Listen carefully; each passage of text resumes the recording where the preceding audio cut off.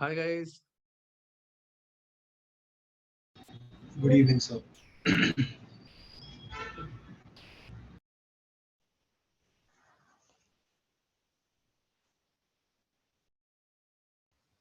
Guys, sir material chapter सबने कर लिया था? सर मैंने ना यस सफा? व्हाट्सएप पे दो वर्ड की फाइल भेजी जो मैंने बताया था ना कि स्टडी अप में मुझे प्रॉब्लम है। एक 1 to 5 और एक चैप्टर 6 की है।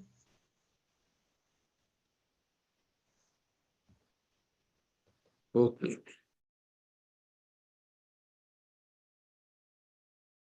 Just give me 1 second. देखो कितना है इसमें। ओके ठीक है। तो एक काम करते हैं सफा, ये डाउट्स में तुम्हारे ना कल I will make a video and I will send, क्योंकि ज्यादा डाउट्स हैं तो फिर अभी ये जो क्लास है वो थोड़ी डिले हो जाएगी। ठीक है ओके ठीक है गाइस। अच्छा मुझे बताओ मटेरियल चैप्टर के एग्जाम किट के क्वेश्चन सबने करे, डाउट्स वगैरह? यस सर है मुझे है। Okay Sir, I couldn't do the exam kit of that, क्यों? तो मैं करता हूँ प्रैक्टिस। वो मेरा पहले का भी था, मेरा 5th चैप्टर का एग्जाम किट बचा था, तो वो करने में एंड देन लेक्चर देख के मैं वो नहीं कर पाया, एग्जाम किट सॉल्व नहीं कर पाया, टाइम नहीं मिला। समझ गया, बट मतलब मैंने तुम एग्जाम किट एक्टिविटी सॉल्व कर ही नहीं पा रहे या कर ही नहीं? नहीं कर पाया, मुझे टाइम नहीं मिला लेके बैठने का, सो आई विल डू फिर दैट टाइम लेटर। नहीं ना, मतलब you won't be able to, you were not able to do it, मतलब तुमने करे नहीं, है ना? हाँ हाँ, नहीं कर पाया। ठीक है ठीक है ठीक है ठीक है ठीक है। चलो तुम्हारा चैप्टर नंबर 5 तुम्हारा है मैनेजमेंट अकाउंटिंग।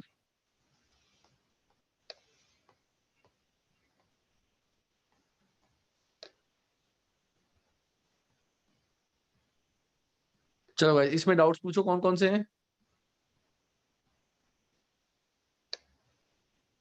हाँ सर इसके ना क्वेश्चन 11th है ना। Question number 11। हाँ सर इसमें ना इसमें सीओडी का सॉरी ईओक्यू का फॉर्मूला लगाना है, बट हम्म इसमें होगा कि 2 into 10 into 5400 which is annual demand, right? Hmm. Sir इसमें मैंने डिवाइडेड बाय 0.10 को बिकॉज ये पर मंथ है ना, तो होल्डिंग कॉस्ट ईयरली होती है, तो मैंने इंटू 12 किया है। ठीक है। बट इसमें आंसर में उन्होंने एनुअल डिमांड को मंथली करके किया है।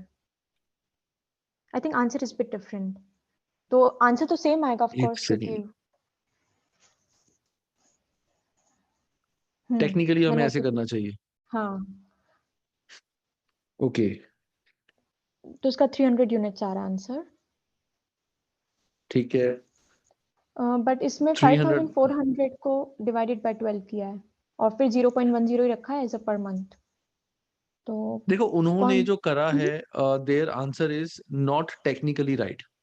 उन्होंने मैथमेटिकली आंसर सही कर दिया। देखो पॉइंट इज 2 into 10 into हमारी डिमांड हमें दी हुई एनुअल। देखो या तो अगर मैं एग्जैक्ट सेम फिगर लिखूं डिवाइड बाय 0.10, ध्यान से देखना, या तो मैं इसको इंटू 12 करूं यस या मैं इसको डिवाइड कर दूं, एक ही बात है।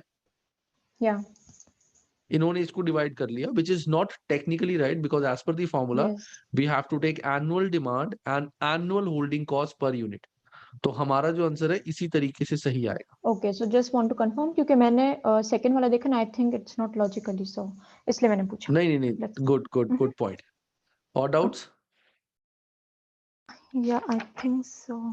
सर मुझे एक क्वेश्चन है कि हाँ, मिनिमम इन्वेंट्री और सेफ्टी इन्वेंट्री में क्या डिफरेंस है? मिनिमम इन्वेंट्री होती है कि इतनी मिनिमम इन्वेंट्री हम अपने पास होल्ड हाँ करके रख सकते हैं, मतलब इतनी हमें मिनिमम इन्वेंट्री अपने पास रखनी चाहिए, ठीक है ना? और सेफ्टी इन्वेंट्री का मतलब होता है कि ये हमारे पास एक्स्ट्रा यूनिट्स पड़ी होनी चाहिए in case of any emergency, कि अगर मान लो कुछ ऑर्डर नहीं आया, कुछ नहीं आया, कोई भी इमरजेंसी हुई, तो इतने units every time we should have. इससे कम मतलब ये हमें यूनिट्स कहते हैं ना, जैसे जैसे फॉर एग्जांपल अब कुछ मेरा किसी चीज का बिजनेस है, तो मैंने अपने ये सेफ्टी स्टॉक अलग से रख दिया निकाल के कि कभी इमरजेंसी हुई तो मैं यहाँ से निकाल लूंगा। That is safety stock. Minimum stock होता है कि मेरे को मिनिमम अपने रेगुलर बिजनेस के लिए इतना मिनिमम स्टॉक रखना है, और सेफ्टी का मतलब है कि इमरजेंसी में यूज करना है स्टॉक। ओके, सो मिनिमम, अगर मिनिमम इन्वेंट्री अपन नहीं रखते हैं तो अगर उससे लो होती है तो वो अपना स्टॉक आउट हो सकता है ना, इट कैन बिल्कुल, लीड टू अगर स्टॉक मिनिमम आउट, इन्वेंटरी से हम कम राइट? रखेंगे तो फिर there are chances of stock outs. तो हो बट सकता है अगर अगर चांसेस ऑफ स्टॉक आउट हो जाए, सेफ्टी अगर इन्वेंट्री नहीं चांसेस रखते हैं ऑफ तो स्टॉक आउट हो जाए तो शायद हमें यहाँ से स्टॉक निकालना पड़े। जैसे मैं तुम्हें ओके। इसका एक एग्जांपल देता हूँ, देखो प्रैक्टिकल एग्जांपल देता हूँ। तुम में से कोई पेटीएम फास्टैग यूज करता है?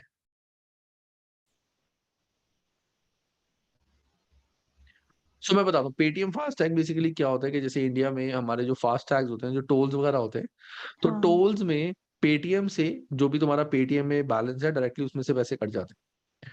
सो अब फॉर एग्जांपल मैं एक ट्रिप पे जा रहा हूँ, मुझे पता है कि मेरा 800 का टोल टैक्स कटना है।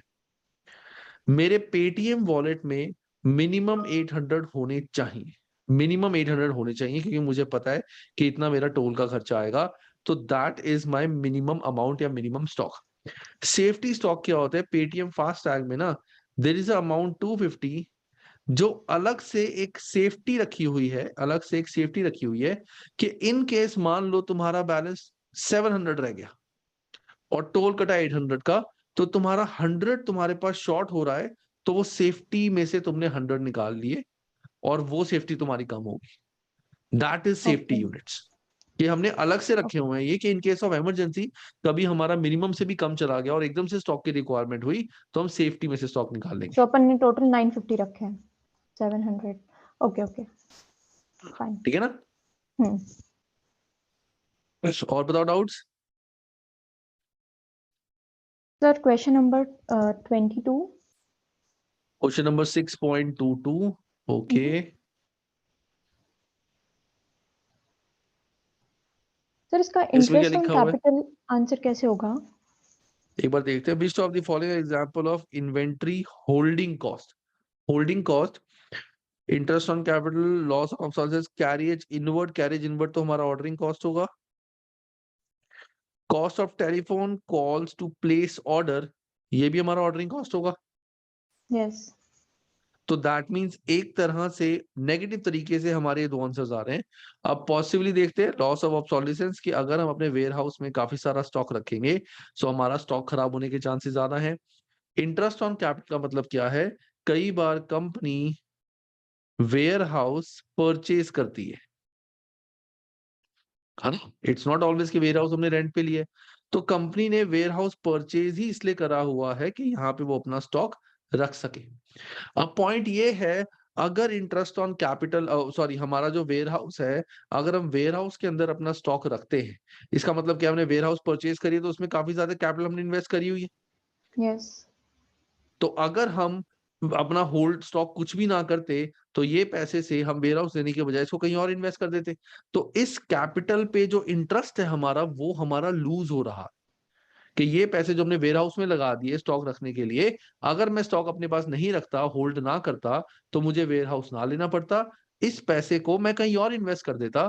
तो इस कैपिटल पे जो इंटरेस्ट है वो मेरा लूज हो रहा है। That's why this is also a inventory holding cost. Okay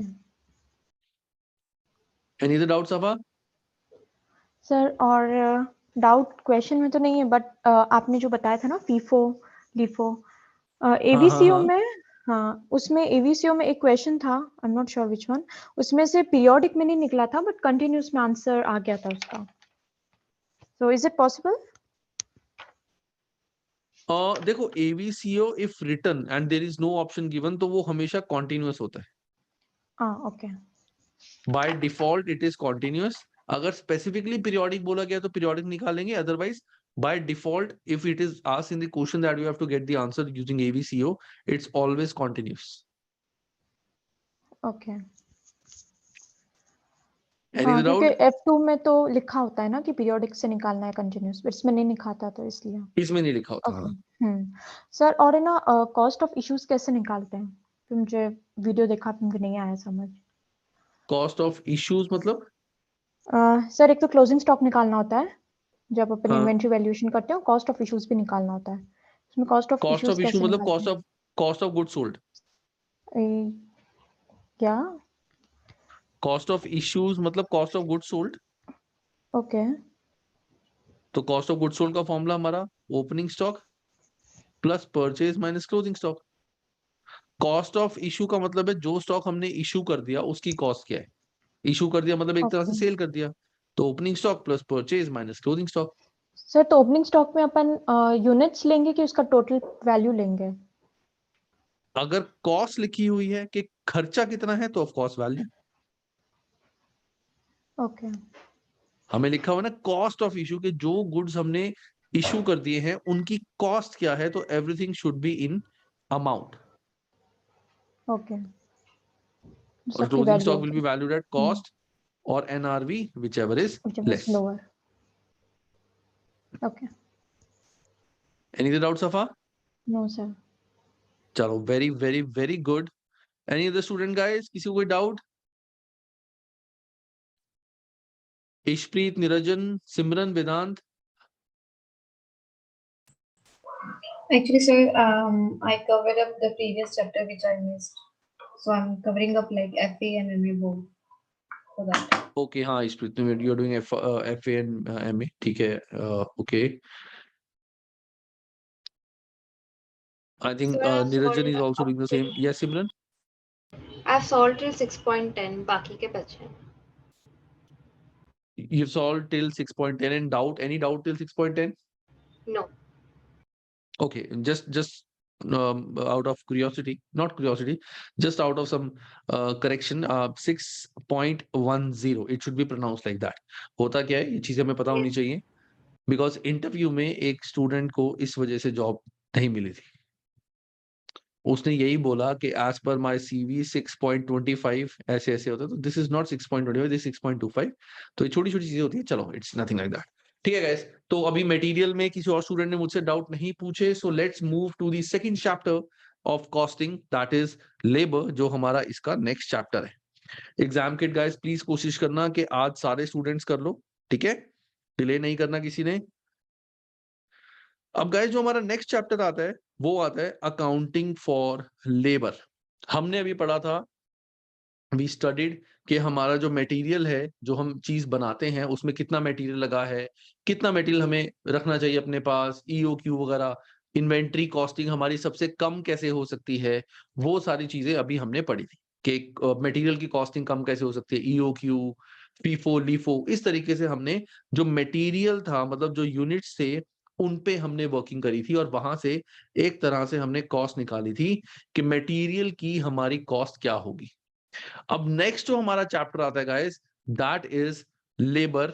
labour मतलब कि जो प्रोडक्ट में हमारी लेबर लगी, जो भी प्रोडक्ट में हमारी लेबर लगी है, उस लेबर को कैसे कैसे हमें पेमेंट करनी है, लेबर अगर एक्स्ट्रा काम करता है तो कितना पैसा उसको देना है, कब कब देना है। प्लस तुम्हें याद होगा कुछ बच्चों ने मुझसे पूछा था कि सर ये वाला जो क्वेश्चन है वो क्वेश्चन हमारा डायरेक्ट और इनडायरेक्ट लेबर में कब बाइफरकेट होगा, कुछ पहले कुछ डाउट्स आए थे, वो सारे डाउट्स तुम्हारे इस चैप्टर के साथ क्लियर हो जाएंगे।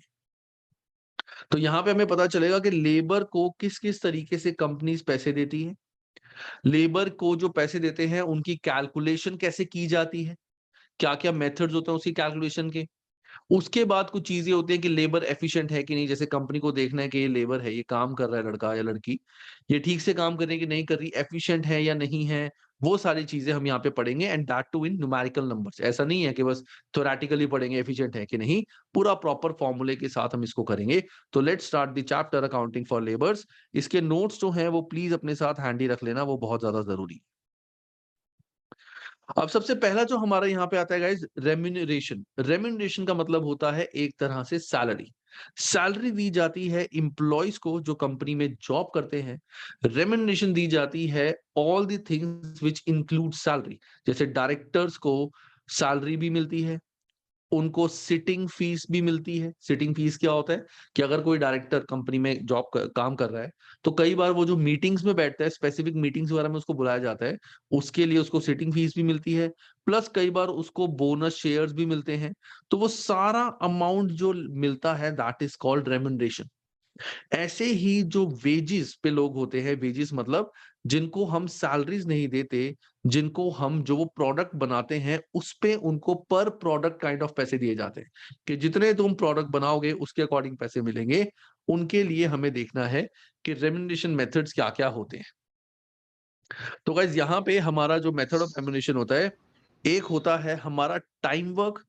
टाइम वर्क का मतलब है जितने उन्होंने टाइम काम किया है, जितने घंटों के लिए काम किया है, उनके हिसाब से हम उनको पैसे देंगे रादर देन यूनिट्स। यहाँ पे यूनिट्स नहीं देखे जाते कि कितने यूनिट्स उन्होंने बनाए हैं। सिंपल होता है जितना उन्होंने काम करा, जितना उन्होंने काम करा, जितने आवर्स काम करा, उसके अकॉर्डिंग इनको पैसे देना। सारे फॉर्मूले हम अभी पढ़ेंगे। नेक्स्ट आता है piece work system. Piece work का मतलब होता है जितने पीसेस उन्होंने बनाए हैं, जितने यूनिट्स उन्होंने बनाए हैं, उसके अकॉर्डिंग उनको पैसे देना, उसके अकॉर्डिंग उनको उनकी सैलरी जो है वो देना। इसमें और टाइम वर्क में डिफरेंस क्या है? अब टाइम वर्क में अगर एक पर्सन ने 10 आवर्स काम किए और पीस वर्क में भी पर्सन ने 10 आवर्स काम किए, सो डिफरेंस क्या है? टाइम वर्क में उससे ये नहीं देखा जाएगा उसने कितने यूनिट्स बनाए हैं। लेट्स से 10 आवर्स में, एग्जांपल वैसे 8 आवर्स की शिफ्ट होती है, 8 आवर्स में 80 यूनिट्स बन सकते हैं, तो टेक्निकली 10 आवर में 100 यूनिट बनने चाहिए। तो ये जो पर्सन है जिसको हम टाइम के अकॉर्डिंग पैसे दे रहे हैं, इसको हमने 10 आवर्स के अकॉर्डिंग जो भी इसको पैसे देने थे, 8 आवर्स के नॉर्मल पैसे दे दिए, 2 आवर्स इसने एक्स्ट्रा टाइम काम किया है, इसके लिए इसको बोला जाता है ओवर टाइम प्रीमियम। वो सब कुछ हम पढ़ेंगे, वो हमने इसको दे दिया इररिस्पेक्टिव ऑफ किसने कितने यूनिट्स बनाए। और ये जो होता है इसमें क्या होगा, उसने 80 यूनिट्स 8 आवर्स में बनने थे, तो 10 आवर्स में उसने 100 यूनिट्स बनाए, तो उसके अकॉर्डिंग उसको पैसे मिलेंगे। अगर वो 10 आवर्स में 70 यूनिट्स बनाता तो उसको पैसे नहीं मिलते। हम उसको बोलते हैं कि 10 आवर्स में 100 यूनिट्स बनने चाहिए थे, उसने कम बनाए हैं, तो उसको पैसे कम मिलेंगे। तो यहां पे यूनिट्स देखे जाते हैं, इधर यूनिट्स नहीं देखे जाते। अब तुम कहोगे कि सर इसमें ये वाला बेस्ट है, ये वाला बेस्ट नहीं है। It's not about the best and worst, it's about calculation. ये चलता है सैलरीज वाले लोगों को जिनको यूनिट्स नहीं बनाने होते। जब तुम जॉब करोगे किसी कंपनी में, इंडिया में भी जब तुम बिग फोर में काम करोगे, when you work on big four, तो टेक्निकली तुम्हारी जो सैलरी होगी वो तुम्हारी पर आवर के अकॉर्डिंग होगी, यूनिट्स नहीं देखे जाएंगे क्योंकि ऑफ कोर्स तुम मैन्युफैक्चरिंग नहीं कर रहे। तो तुम्हारी जो सैलरी होगी वो तुम्हारी पर आवर ही तुम्हारी सैलरी देखी जाएगी। ठीक है? अब ये कैसे होगा? तुम सब कहोगे कि सर ऐसा तो पॉसिबल नहीं है। हम जब किसी कंपनी में जॉब करेंगे, हमारे नोन्स, पेरेंट्स, फ्रेंड्स में कभी कोई जॉब कर रहा है, उनको तो पैकेज मिलता है, तो उनका तो आर वाला सिस्टम ही नहीं है। मैं तुम्हें इनसाइडर इंफॉर्मेशन देता हूं अभी इस चीज का एक्चुअली सिस्टम क्या है। होता क्या है, जितनी भी इंडियन कंपनीज है, जितनी भी बिग फोर्स है, जितनी भी बिग फोर्स है, वो क्या करती हैं, तुम वहां पे करते हो job, this is you are doing job in big four, तो तुम्हारा पैकेज लेट से 10 लाख पर एनम का तुम्हारा पैकेज होगा कि तुम्हारा ये पैकेज है और यही तुम्हें मिलेगा। चाहे तुम दिन रात काम करो, तुमसे पूरे पूरे 12-12 घंटे काम कराया जाएगा, लेकिन तुम्हें पैकेज 10 लाख ही मिलेगा। अब बिग फोर में जब तुम काम करोगे, तुम एक्चुअली बिग फोर का काम नहीं कर रहे हो, you are not doing work of big four. That means तुम केपीएमजी, डिलॉयट, पीडब्ल्यूसी, ईवाई इनका काम नहीं करोगे। इनके जो क्लाइंट्स हैं, इनके जो क्लाइंट्स हैं, तुम उस पे काम करोगे। लेट्स से बिग फोर का एक क्लाइंट है XYZ कंपनी, XYZ कंपनी है, वो बिग फोर की क्लाइंट है। तुम जब कंपनी में जॉब करोगे, you will be given this client के इस क्लाइंट का ये काम तुम्हें करना है। ठीक है? This is how big force में काम होता है। अब वो क्लाइंट हो सकता है तुम्हारा इंडिया से बाहर भी हो सकता है इंडिया के अंदर भी हो, वो कहीं भी हो सकता है। जो इंडिया के बाहर वाले होते हैं उन वो बेसिकली इंडिया में आउटसोर्स करते हैं अपना काम। जो इंडिया के अंदर वाले होते हैं, ये एक स्ट्रक्चर है पूरा, मैं तुम्हें बताना चाहता हूँ because I want to tell you the practical चीजें जो हैं। आई डोंट वांट कि तुम बस बुकिश नॉलेज रखो, प्रैक्टिकल नॉलेज भी होनी चाहिए।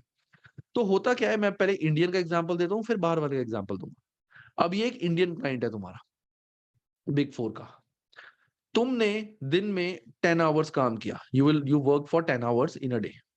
तुम्हारे को तो पैसे इतने ही मिलने, चाहे ओवर टाइम करो कुछ करो कोई फर्क नहीं पड़ता।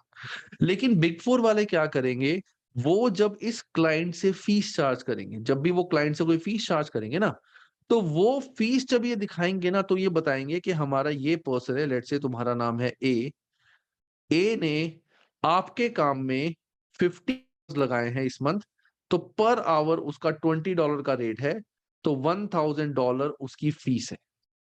इस तरह से वो क्लाइंट से चार्ज करेंगे। अब तुम देखो, तुम्हारे नाम के उन्होंने क्लाइंट से 50 आवर्स तुमने जो काम किया उस क्लाइंट पे, और तुम काम करोगे, उन्होंने तुमसे कंपनी चार्ज की 50 इंटू 20, वैसे तो 20 बहुत कम है, वो वैसे 35-40 होता है, यू आर प्रोफेशनल, तो 30 मान के चलते हैं, तो $1500 उन्होंने क्लाइंट से चार्ज कर लिए। $1500 उन्होंने क्लाइंट से चार्ज कर लिए। 1500 इंटू 80 रुपीज डॉलर का जो रेट चल रहा है, तो 1500 इंटू 80, दैट मीन्स 1,20,000 उन्होंने इस क्लाइंट से तुम्हारे नाम के चार्ज करी। अब ये तो सिर्फ एक क्लाइंट है, 50 आवर्स एक महीने में, तो तुम अगर 10 इंटू 25 करते हो तो 250 आवर्स तुम काम करोगे। तो जब तुम 250 आवर्स काफी सारे क्लाइंट्स पे काम करोगे, तो टेक्निकली ये तुम्हारे, अगर 50 आवर्स के 1,20,000 है, तो इंटू 5 कर लो, हर महीने 6 लाख रुपीज ये क्लाइंट से चार्ज करेंगे तुम्हारे नाम के। पर मंथ तुम्हें देंगे अप्रोक्सीमेट 1 लाख, अप्रोक्सीमेट 1 लाख मान के चलो। तभी कहते हैं बिग फोर्स में या कहीं पे भी, जितने तुम्हें पैसे मिल रहे हैं ना, उसके 5 गुना ज्यादा तुमसे काम निकलवाया जाता है। वो ये प्रैक्टिकल थिंग है कि कैसे निकलवाया जाता है। तो जब भी तुम बिग फोर में जाओगे, जॉब करोगे, इंटर्नशिप्स करोगे, तुम्हारे को ना वीक एंड में एक टाइम शीट बोली जाएगी कि ये एक टाइम शीट फिल करो। उस टाइम शीट में क्या होगा, तुम्हारे को पूछा जाएगा कि बताओ इस वीक तुमने 8 इंटू 5 40 आवर्स तुमने काम किया। तुम बोलोगे मैंने तो एक्स्ट्रा काम किया है, वो कहेंगे ये इसमें लिखने की जरूरत नहीं है कि तुमने एक्स्ट्रा काम किया है। तुम सिंपल बताओ तुमने 40 आवर्स इस वीक के कौन कौन से क्लाइंट पे कितना काम करा है, और रेलिवेंट बताना, इररेलिवेंट नहीं। कि अगर मान लो तुम क्लाइंट के काम से ट्रैवल कर रहे हो, एक्स्ट्रा ट्रैवल हो गया, तो हम उस चीज के पैसे नहीं चार्ज कर सकते क्लाइंट से। तो रेलिवेंट टाइम बताओ, बाकी फिर तुम्हारा आइडल में जाएगा कि ये आइडल है, कि इतने आवर्स इस वीक आइडल रहे। अब चाहे तुमने पागलों की तरह काम किया है, बट काफी आवर्स तुम्हारे आइडल में चले जाएंगे। और फिर तुम्हारी जब ईयर एंड होगा, तुम्हारी असेसमेंट करी जाएगी, बोला जाएगा कि तुमने तो आइडल काम किए, ये तो किसी क्लाइंट से हम चार्ज ही नहीं कर पाए। जो काम तुमने क्लाइंट की ये करा, वो तो हम क्लाइंट से चार्ज ही नहीं कर पाए, तो फायदा क्या हो उस काम का। तुम समझाते रह जाओगे कि इसमें कुछ फोटोकॉपी करानी थी, मुझे यहाँ जाना पड़ा, ये कुछ हो गया, क्लाइंट की वजह से डिले हो गया। वो कहेंगे मुझे फर्क नहीं पड़ता, हम इस चीज के जब तुम्हारी तो परफॉर्मेंस कम होगी ना। तो जब तुम बिग फोर में जाओगे, कभी भी जाओगे, तो एक बार मेरे को पहले कॉल कर लेना, मैं तुम्हें कुछ चीजें हैं इंपॉर्टेंट जो तब बताऊंगा। तो इस तरह से तुम्हारे नाम के पर आवर चार्ज किए जाते हैं क्लाइंट से, और तुम्हारे को पैकेज दिया जाता है। हम जो पढ़ रहे हैं ये इंडियन सिस्टम है, लेकिन नॉर्मली तुमने सुना होगा कहीं भी जाते हैं वर्ल्ड में, इट्स पर आवर बेसिस। तो normally this is how salaries are given to the employees, per hour, that is time work. जितने टाइम तुमने काम किया उतने अकॉर्डिंग तुम्हें पैसे मिलेंगे। Yes Harsh, I think you want to say something. या सर, इन लोग को आज तक किसी ने सुनी क्या इस चीज के लिए? क्या? इन लोग को आज तक किसी ने स्यू क्यों नहीं किया इस चीज के लिए कि ये सब ऑलरेडी पेपर्स पे रिटर्न होता है? नहीं, क्या सू करेंगे? तुम्हारा जो कॉन्ट्रैक्ट लेटर बनेगा कंपनी के साथ, उसमें लिखा होगा तुम्हें इतना पैकेज मिलेगा। अब तुम क्या सू हाँ करोगे कि वही मेरे नाम वही के उतने पैसे चार्ज कर रहे हैं? हाँ, मैं वही बोल रहा था कि ये कॉन्ट्रैक्ट में लिखा रहता होगा, इसलिए कोई कुछ कर नहीं पाया अभी तक। हाँ, तो कॉन्ट्रैक्ट ये है, वो जो मर्जी चार्ज करें। अब सीधी सी बात है, तुम एक बात बताओ, आ, कोई बंदा, अब एक मैन्युफैक्चरर है, मैन्युफैक्चरर होलसेलर को एक चीज बेचता है, ठीक है। अब होलसेलर उसको जो मर्जी रेट पे बेचे, मैन्युफैक्चरर थोड़ी उसको केस कर देगा कि तूने में से 10 की लेके वो चीज 1,000 की बेच दी। नहीं नहीं, एम्प्लॉय तो कर सकता है ना कि मैंने इतना काम किया लेकिन मुझे उसका अनफेयर प्राइस मिला है वैसा। बट नहीं, कोई अगेन वो तो अनफेयर प्राइस बोलते नहीं हैं है, कोई जॉब अनफेयर प्राइस नहीं है। जॉब तुम्हारा कॉन्ट्रैक्ट में लिखा तुम्हारा रहता 10 होगा। लाख का पैकेज है, तुम्हें 10 लाख मिल रहे हैं। हाँ सही है। तुम्हें तो 10 लाख मिल रहे हैं ना, जो सीटीसी पैकेज तुम्हें बोला गया है, तुम्हें तो वो पैकेज मिल रहा है ना। तो ये थोड़ी तुम्हें कम मिल रहा है। तुम ये बोलोगे कि मैंने ओवर टाइम काम किया है, उसका मुझे बेनिफिट नहीं मिल रहा, उस चीज का तुम्हारे पास कोई प्रूफ ही नहीं होगा। तुम अगर कंपनी में 12 आवर्स लगाओगे बिग फोर्स में, बड़े चालाक होते हैं बिग फोर वाले, ये ना तुम सबको वैसे ही बताएंगे बेवकूफ बनाने के लिए कि हमने अपनी कंपनी में इतना फ्री इन्वायरमेंट रखा हुआ है, हमने कहीं पे कोई कैमरेज नहीं रखे, हम आपका कोई टाइम इन टाइम आउट नहीं देखेंगे, कि हम चाहते हैं हमारे एम्प्लॉयज फ्री हो।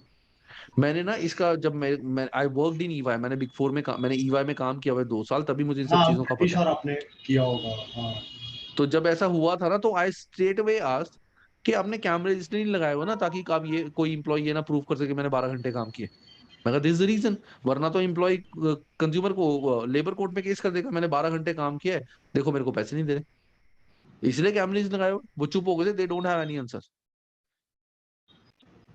तो ये फॉरेन में क्या होता है, फॉरेन में ना they won't recommend you to work extra. तुम कहोगे ना मेरे को एक्स्ट्रा बैठना है, वो तुम्हें मना ही नहीं, वो तुम्हें नहीं सर, तुम मेरी कंपनी में भी they don't allow to do overtime because sometimes they just don't want to pay, so they said that don't need to do overtime.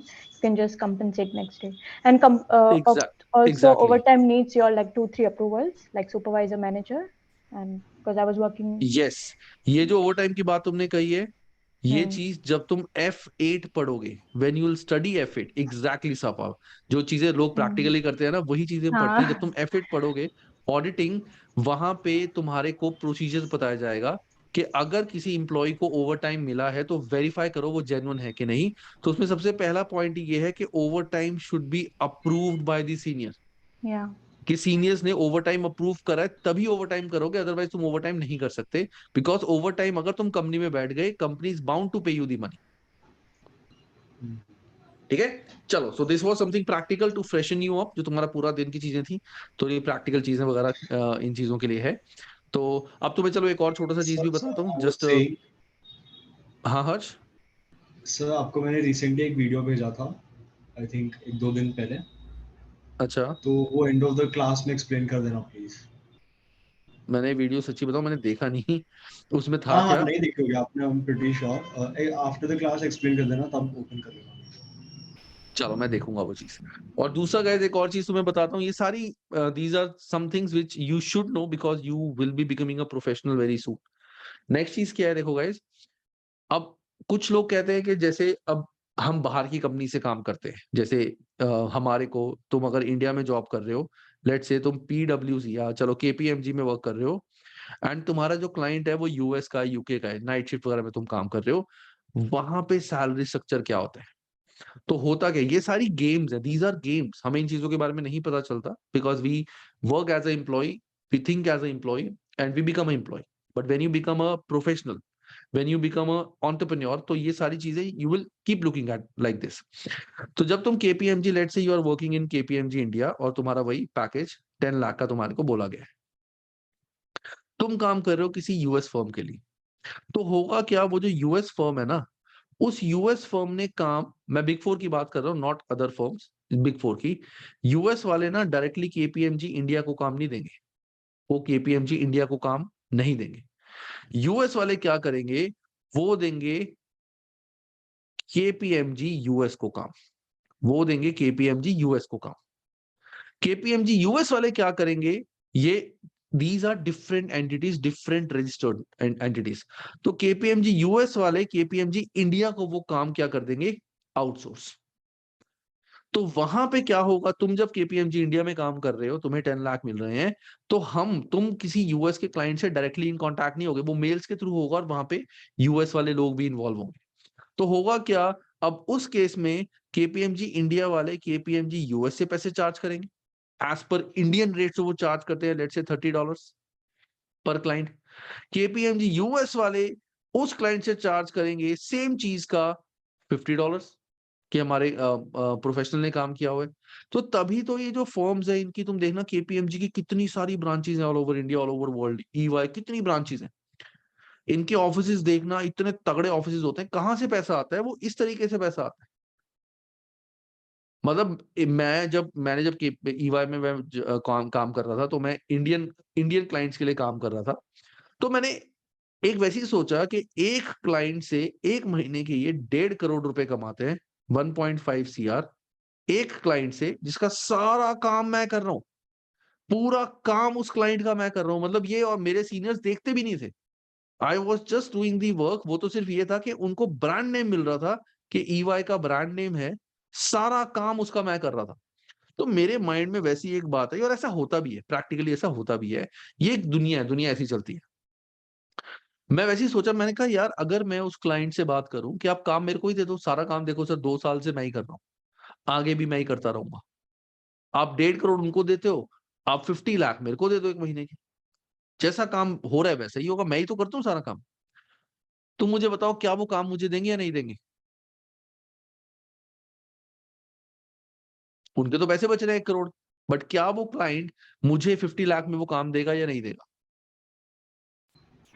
नहीं देगा sir. I am pretty sure ये कंपनीज आइडेंटिटी रिवील नहीं करती होगी ना कि इस employ ने इतना काम किया, इस एम्प्लॉय ने इतना काम नहीं नहीं किया। नहीं नहीं, वो सिर्फ रिवील इतना होता है। बताते मैं होंगे कि क्लाइंट, हमारे नहीं नहीं नहीं, होता है हर्ष। मैं क्लाइंट से डायरेक्टली कॉल पे बातें कर रहा हूँ, मैं उसके घर जाके अच्छा उससे मिलके भी आया हूँ, and I am allowed to do that. Okay. मैंने खुद उससे ये इतना चीज तो पूछी मुझे हुई है क्लाइंट से। ओके, इतना तो मुझे पता है नहीं देंगे बिकॉज कॉर्पोरेट वाले वो वैसे ही रहते हैं। नहीं ऐसा वो नहीं है, चलो मैं होगा उसका बताऊंगा। और कुछ। कोई कुछ ट्राई करना चाहता है? Any inputs guys? कि अगर मैं एक तुमसे सेकंड पूछ रहा हूँ सर, कि अगर ये कंपनी तो है। हाँ हर्ष? जॉब कॉन्ट्रैक्ट में फिर लिखा रहता होगा। जॉब कॉन्ट्रैक्ट में वो तो कहने की बात है, वो लिखा होता है, लेकिन ये अगर करना चाहो तो it's not at all difficult. तुम क्लाइंट से एक बार बात करके आओगे कि क्लाइंट कहेगा ठीक है, सेटिंग हो जाती है, वो हो जाता है, कोई बड़ी बात नहीं है। इट्स ना, हाँ, वो तो यार किसी इन्वेस्टिगेबल बंदे ने बिजनेस काम बहुत करना है, चलता है, मुझे वो पता अपने है। वो अपने कजन के नाम की फर्म बना देगा, उससे काम ले लेगा। ये डायरेक्टली थोड़ी काम कर हाँ रहे हैं, कजन के नाम से काम करने को राइट। बहुत तरीके हैं। बट ये जो है, कभी भी अपना जो काम है वो हमें नहीं देंगे। आई टेल यू, मैंने इस क्लाइंट से एक बार बात की थी खुद पर्सनली जाके, मेरा अच्छा फ्रेंड बन गया था ये, तो अभी शाम को मिले थे। उसने मुझे एक चीज बताई थी क्या, कि अंशुल हम जो ये काम दे रहे हैं ना, हम ये काम सिर्फ EY की ब्रांडिंग के लिए कर रहे हैं, कि हमारे पास ब्रांड नेम आ जाए EY का। बिकॉज इस ब्रांड नेम के बेस पे हमारा जो लोन है वो अच्छा हो जाता है, हमें फॉरेन से अच्छी इन्वेस्टमेंट्स आ जाती हैं, हमारे को अच्छे अच्छे कॉन्ट्रैक्ट्स मिल जाते हैं। क्यों? क्योंकि हमने EY से ये काम करवाया हुआ है।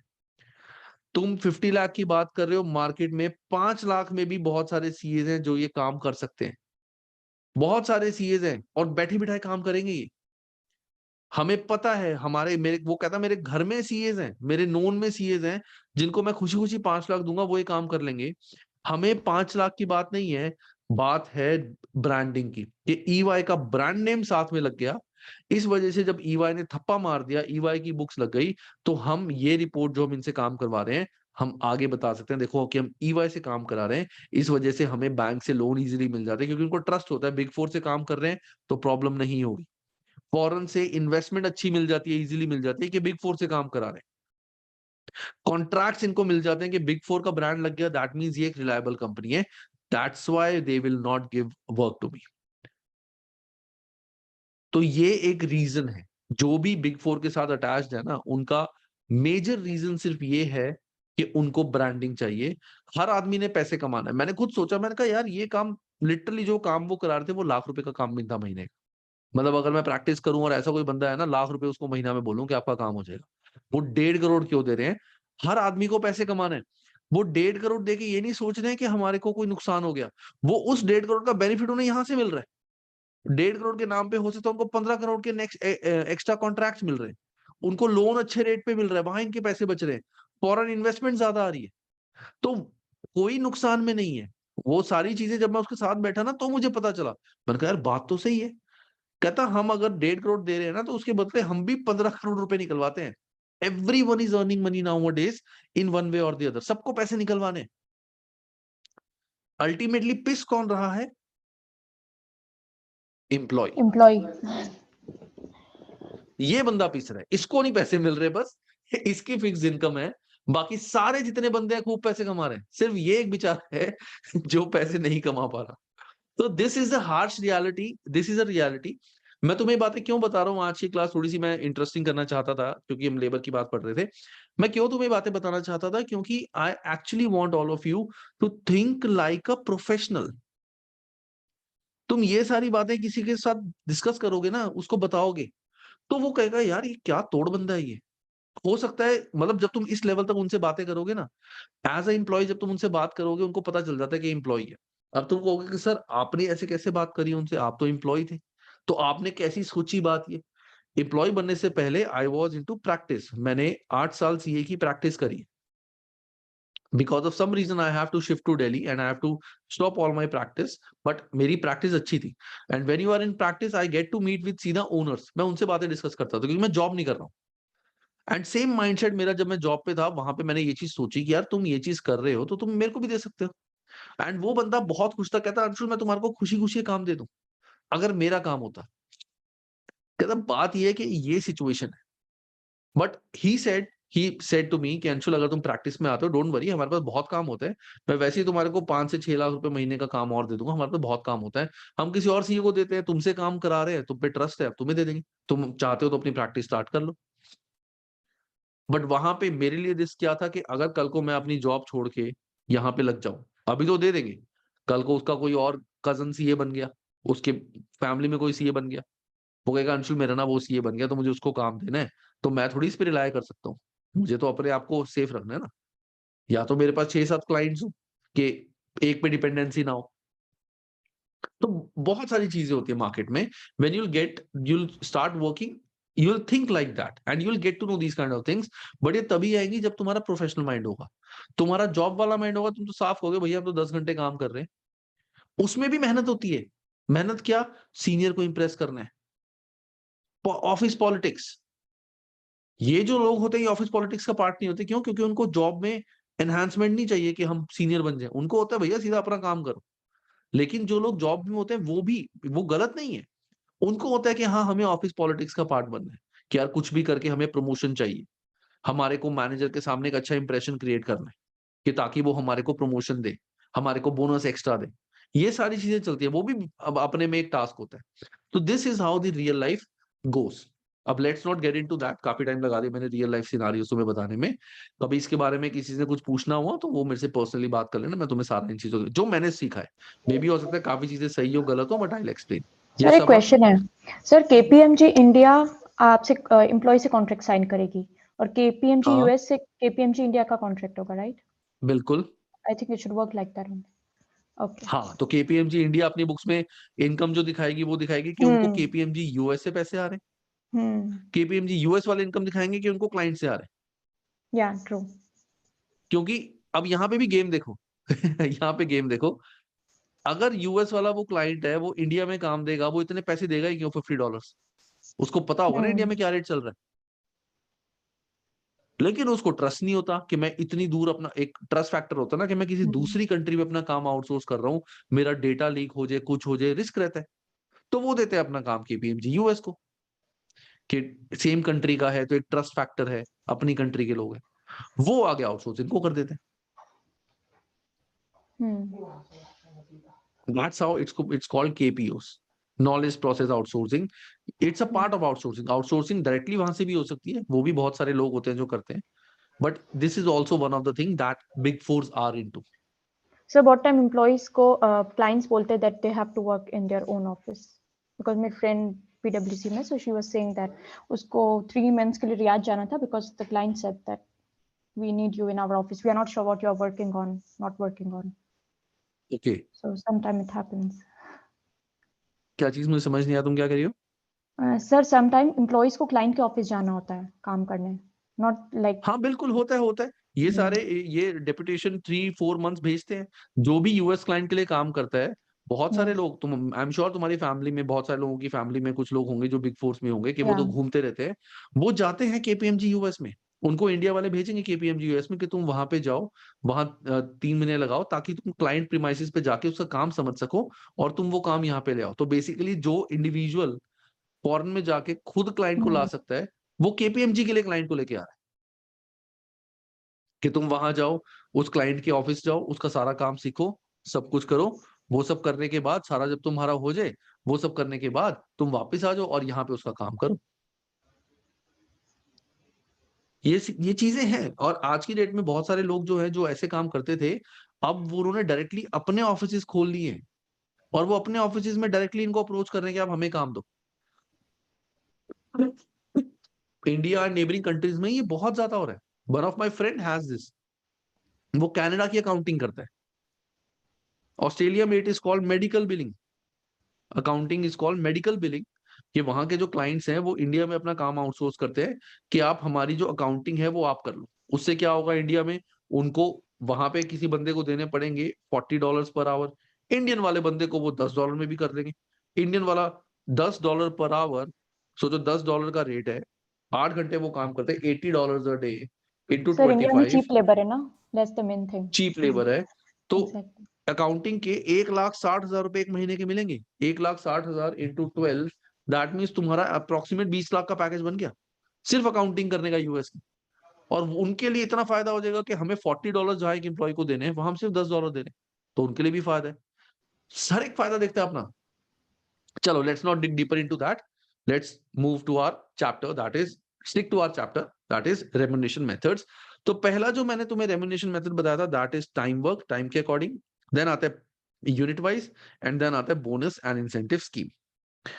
अब ये जो चीज है इसको पढ़ लेते हैं। चलो, लेबर रेम्युनरेशन मेथड्स की कौन सा मेथड हमें उनको, किस मेथड के थ्रू हमें उनको सैलरी देनी है, have effect on two things. पहला, कॉस्ट ऑफ फिनिश प्रोडक्ट और सर्विस। हम जब लेबर को रेम्युनरेशन देते हैं, जो भी मेथड हम डिसाइड करते हैं, उससे एक तो फिनिश प्रोडक्ट की कॉस्ट पे इफेक्ट पड़ता है, और दूसरा moral and efficiency of employees पे भी इफेक्ट पड़ता है। क्यों? सोचो, दो बंदे हैं, दोनों ने 10-10 आवर्स काम किया, टाइम वर्क के अकॉर्डिंग पैसे मिल रहा है, तो दोनों को सेम पैसे मिलेंगे। पीस वर्क के अकॉर्डिंग मिल रहा है, इसने बनाए थे 100 यूनिट्स, इसने बनाए थे 70, तो इसने ज्यादा बनाए थे, इसको ज्यादा मिलेंगे, इसको कम मिलेंगे पीस वर्क के अकॉर्डिंग। तो यहाँ पे ये बंदा एनकरेज होगा कि मैं और ज्यादा यूनिट्स बनाऊं क्योंकि मेरे को पैसे ज्यादा मिलेंगे। ये बंदे को काम करना पड़ेगा वरना मेरे को पैसे कम मिलेंगे। लेकिन अगर ये चीज नहीं होगी तो दोनों कहेंगे, ये कहेगा भाई ये बना रहा है 70 यूनिट्स, मैं बना रहा हूँ 100, मेरे को भी सेम पैसे मिल रहे हैं, इसको भी सेम पैसे मिल रहे हैं, तो छोड़ यार, हम भी 70 बनाते हैं, क्यों एक्स्ट्रा टाइम मेहनत करें, क्यों टाइम वेस्ट करें। तो that's how this affect the moral and efficiency of employees, वो हम डिटेल में भी आगे करेंगे। तो नेक्स्ट आता है गाइस हमारा टाइम वर्क सिस्टम। तो टाइम वर्क का मैं तुम्हारे को पहले एक फॉर्मूला बताता हूँ, सबने वो फॉर्मूला नोट्स में वैसे लिखा हुआ है, अच्छे से समझना है, बहुत अच्छे से समझना है। उसके बाद सीधा हम इसका क्वेश्चन करेंगे। तो टाइम वर्क के थ्रू जब हमें किसी को पैसे देने होते हैं, तो टाइम वर्क का फॉर्मूला होता है, it is ours worked into wage rate per our. जितने आवर्स तुमने काम किया है into wage rate per our, ये होता है हमारा नॉर्मल टाइम के अकॉर्डिंग पैसे देना, टाइम वर्क। अब अगर किसी ने ओवर टाइम काम किया है तो उसको कैसे पैसे मिलेंगे? सो यहां पे अगर मैं टाइम वर्क की बात करूं, time work, so let's take an example, 8 + 2, ये था नॉर्मल डे और ये था over time. Normal day 8 hours का था और उसने 2 घंटे ओवर टाइम काम किया, तो टाइम वर्क के अकॉर्डिंग उसको पैसे कैसे मिलेंगे? तो नॉर्मल आवर्स से उसको पैसे कैसे मिलेंगे? So normal hours into basic wage rate per our. तो नॉर्मल जितना उसने आवर्स काम है दैट इज 8, जो 8 घंटे नॉर्मल टाइम उसने काम करना था, उसके लिए इसको जो बेसिक बेस वेज रेट है, जैसे 10, 15, $20 जो भी है, वो इसको मिलेंगे। अब ये तो था नॉर्मल के लिए। अब जो उसने 2 आवर्स ओवर टाइम किए, अब ओवर टाइम में क्या होता है गाइस? ओवर टाइम में देयर आर 2 थिंग्स, एक होता है नॉर्मल, एक होता है प्रीमियम। मतलब अगर तुमने 2 आवर्स एक्स्ट्रा काम किया तो उस 2 आवर्स का तुम्हारे को जो, जैसे अगर मैं मान के चलूं कि नॉर्मल रेट तुम्हारा है $15 पर आवर और प्रीमियम जो तुम्हें मिलेगा that is 50% of base rate. कि नॉर्मल तुम्हारा है $15 पर आवर और अगर तुमने ओवर टाइम काम किया तो 50% तुम्हें प्रीमियम मिलेगा। तो जो पर्सन ने ओवर टाइम काम किया है 2 आवर्स, तो 8 आवर्स का तो इसको नॉर्मल मिल जाएगा। जो 2 आवर्स उसने एक्स्ट्रा काम किया है, तो 2 आवर्स इनटू 15, वो तो उसको मिलना है कि जो उसने 2 आवर्स एक्स्ट्रा काम किया है उसका नॉर्मल रेट तो उसको मिलेगा, प्लस जो उसने 2 आवर्स एक्स्ट्रा काम किया है उसके लिए इसको प्रीमियम भी मिलेगा which is 50% of wage rate, that is इसका 50%, तो उसको ये प्रीमियम भी मिलेगा। That's why most of the people when they go out of India, move out of India, mostly Indians जो लोग होते हैं वो प्रेफर करते हैं एक्स्ट्रा टाइम काम करना, क्योंकि उनको ये प्रीमियम मिल जाता है। 10 घंटे के जो पैसे मिलने हैं वो तो मिलेंगे मिलेंगे, उसके अलावा ओवर टाइम के एक्स्ट्रा पैसे मिलते हैं, वो ये ओवर टाइम प्रीमियम होता है। तो नॉर्मल जो 8 आवर्स उसने काम किए हैं उसके लिए नॉर्मल वेज रेट, जो 2 आवर्स एक्स्ट्रा काम करे हैं उसके लिए नॉर्मल भी मिलेगा उसको, प्लस वहां के लिए उसको प्रीमियम भी मिलेगा। तुम सोच सकते हो कि सर अगर ऐसी बात है, आपने इतना लंबा इसको खींचा, आप ये भी तो कह सकते हो कि उसने 10 घंटे काम किया तो 10 इंटू नॉर्मल रेट, वो तो है ही है, जो 2 आवर्स उसने एक्स्ट्रा काम किया उसके लिए इसको प्रीमियम दे देंगे। बात तो आंसर तो सेम ही आएगा कि जो उसने 10 आवर्स काम किया है पूरा, तो उसके लिए नॉर्मल रेट तो उसको मिलेगा मिलेगा, जो 2 आवर्स एक्स्ट्रा काम किया है उसके लिए हम उसको प्रीमियम दे देंगे, तो आंसर तो सेम आएगा। आंसर दोनों में गाइस एग्जैक्टली सेम आएगा, दोनों केस में एग्जैक्टली सेम आएगा। फर्क क्या होगा? बाइफिकेशन। बाइफिकेशन कैसे? हमें ये देखनी है कि ओवर टाइम का नॉर्मल डायरेक्ट होगा कि इनडायरेक्ट, वो हम इस वे से निकाल पाएंगे। यहां पे तुम्हें पता ही नहीं चलेगा कि ओवर टाइम में बेस कितना है, क्योंकि तुमने सारा का सारा जो है वो बेस से कर दिया। तो जो नॉर्मल वर्किंग आवर्स होते हैं उसको हमेशा अलग शो करो जब भी कॉपी में करोगे, और ओवर टाइम में कितना नॉर्मल है कितना प्रीमियम है इसको अलग से शो करो। अभी क्वेश्चन करेंगे, वहां से तुम्हें ये चीज क्लियर हो जाएगी। ये समझो, देखो, कोई भी डाउट है मुझसे पूछो, नहीं है तो सीधा इसका एक क्वेश्चन करते हैं।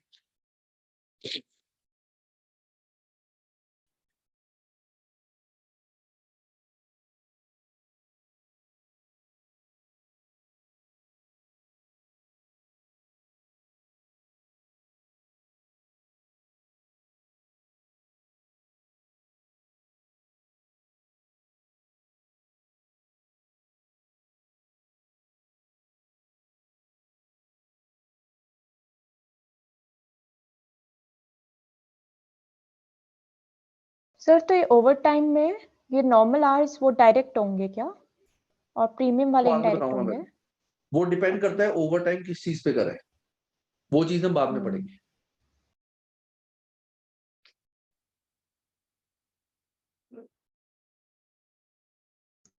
सो मुझे वो रीजन नहीं समझा कि प्रीमियम एंड नॉर्मल अलग क्यों दिखाते हैं, for over time specifically and for normal.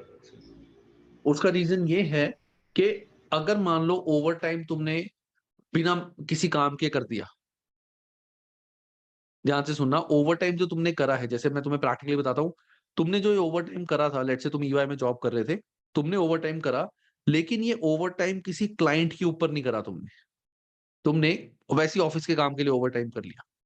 तो उस सिनारियो में ये जो नॉर्मल आवर्स तुमने चार्ज कर ये हैं, क्या तुम किसी क्लाइंट के ऊपर डाल सकते हो ये कि उस क्लाइंट का काम किया? नहीं।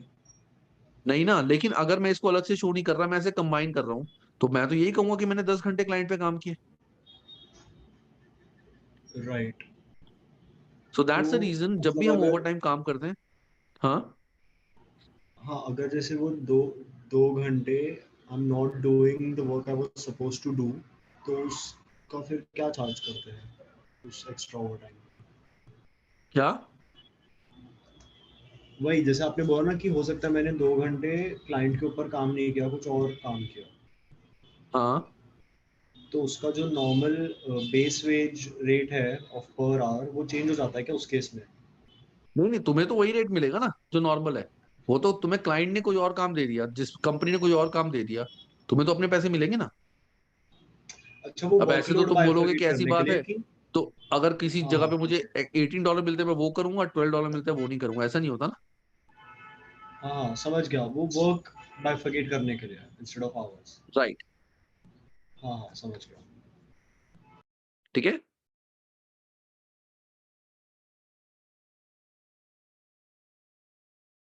क्लियर है गाइस सबको?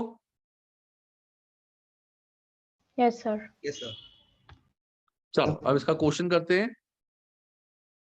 अब जैसे इन्होंने यहाँ पे क्वेश्चन दिया हुआ है वैसे ही इन्होंने बताया हुआ है कि for instance if base rate is 4 per hour, over time is paid a time and quarter. Time and quarter मतलब 1.25 टाइम्स ओवर टाइम मिलता है। मतलब तुम्हारा 1 तो है, जो 4 है, 4 तो तुम्हारा वही रहेगा 1.5 क्वार्टर, मतलब ओवर टाइम जो भी तुम्हें मिलेगा उसके तुम्हारे को 1.5 टाइम पैसे, 1.25 टाइम पैसे मिलेंगे। तो इसमें तुम्हारा क्या हो गया, 1 हो गया तुम्हारा बेस रेट और 0.25 हो गया तुम्हारा प्रीमियम। तो दैट मीन्स तुम्हारा प्रीमियम कितना हुआ, क्वार्टर मतलब 25/100 और 25%, तो 4 × 25% $1 तुम्हारा हो गया यहाँ पे प्रीमियम।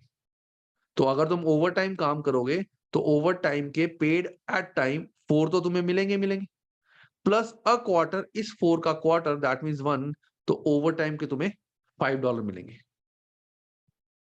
तो यहाँ पे बोला गया है 8 hours of overtime for the week, तुमने 8 घंटे एक्स्ट्रा काम किया है, तो 8 × 4 ये तुम्हारा हो जाएगा बेसिक वेज रेट और 8 × 1 ये हो जाएगा प्रीमियम, तो टोटल ओवर टाइम तुम्हें इतना मिलेगा। कोई डाउट था आई थिंक किसी को? Sir, can you explain once again that part, the 25% part? देखो, it is written overtime is paid at time and a quarter.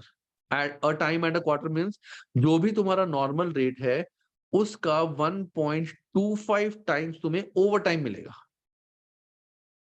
A quarter का मतलब क्या होता है, 1/4, हाफ होता है 1/2, क्वार्टर होता है 1/4, सो 1/4 मतलब 0.25 टाइम्स। तो अगर तुम ओवर टाइम काम करते हो तो तुम्हें 1.25 टाइम मिलेंगे। बेस रेट है तुम्हारा 4, तो ओवर टाइम का तुम्हें कितना मिलेगा, 4 × 1.25, तो तुम्हें ओवर टाइम करने पे $5 मिलेंगे। अब इस 5 में से 4 तो तुम्हारा बेसिक वेज रेट या नॉर्मल रेट जो तुम्हें पर आवर मिलते हैं, 1 तुम्हारा हो गया ओवर टाइम प्रीमियम।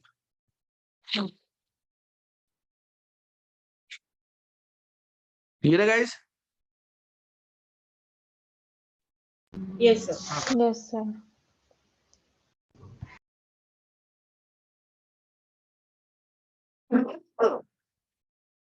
चलो अब आता है समरी ऑफ डे सिस्टम। ये तो चलो अब इसमें बताया है कि जो टाइम शीट होती है हमारी डे सिस्टम, इसका फायदा क्या होता है, easy to understand, do not lead to complex negotiation when revised, कि जब हम इसमें चेंजेस करते हैं तो कोई कॉम्प्लेक्स नेगोशिएशन नहीं होता, जैसे पर आवर में हमने अलग चेंज करा है वो चीज नहीं होती।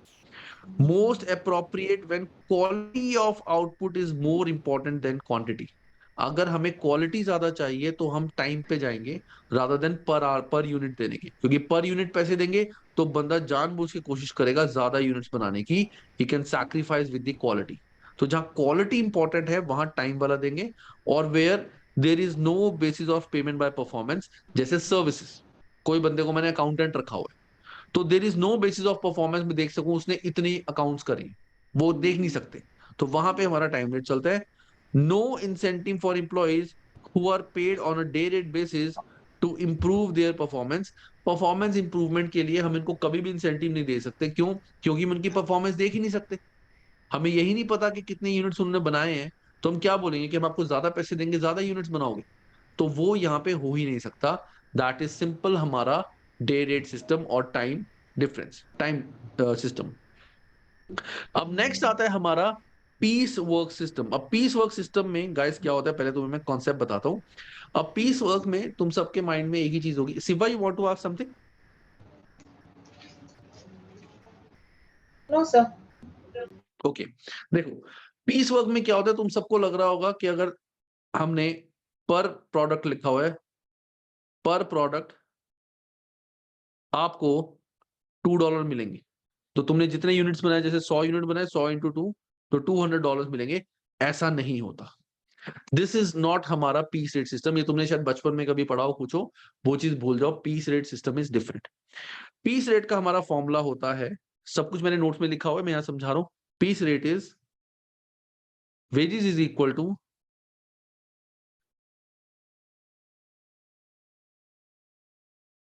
Piece work hours into rate per hour, मतलब उतने यूनिट्स को बनाने में कितना टाइम लगा into rate per hour. Rate हमेशा पर आवर ही रहेगा, रेट कभी भी पर यूनिट नहीं होगा। उतने यूनिट्स बनाने में कितना टाइम लगना चाहिए, pieces work hour into rate per our. कैसे, देखो हमें बोला गया है एक यूनिट को बनाने में, ध्यान से सुनना, एक यूनिट को बनाने में 10 मिनट्स लगते हैं। एक यूनिट को बनाने में 10 मिनट्स लगते हैं। अब हुआ ये, एक सेकंड, मेरे एक स्टूडेंट का मैसेज आया है। क्या मैसेज आया है?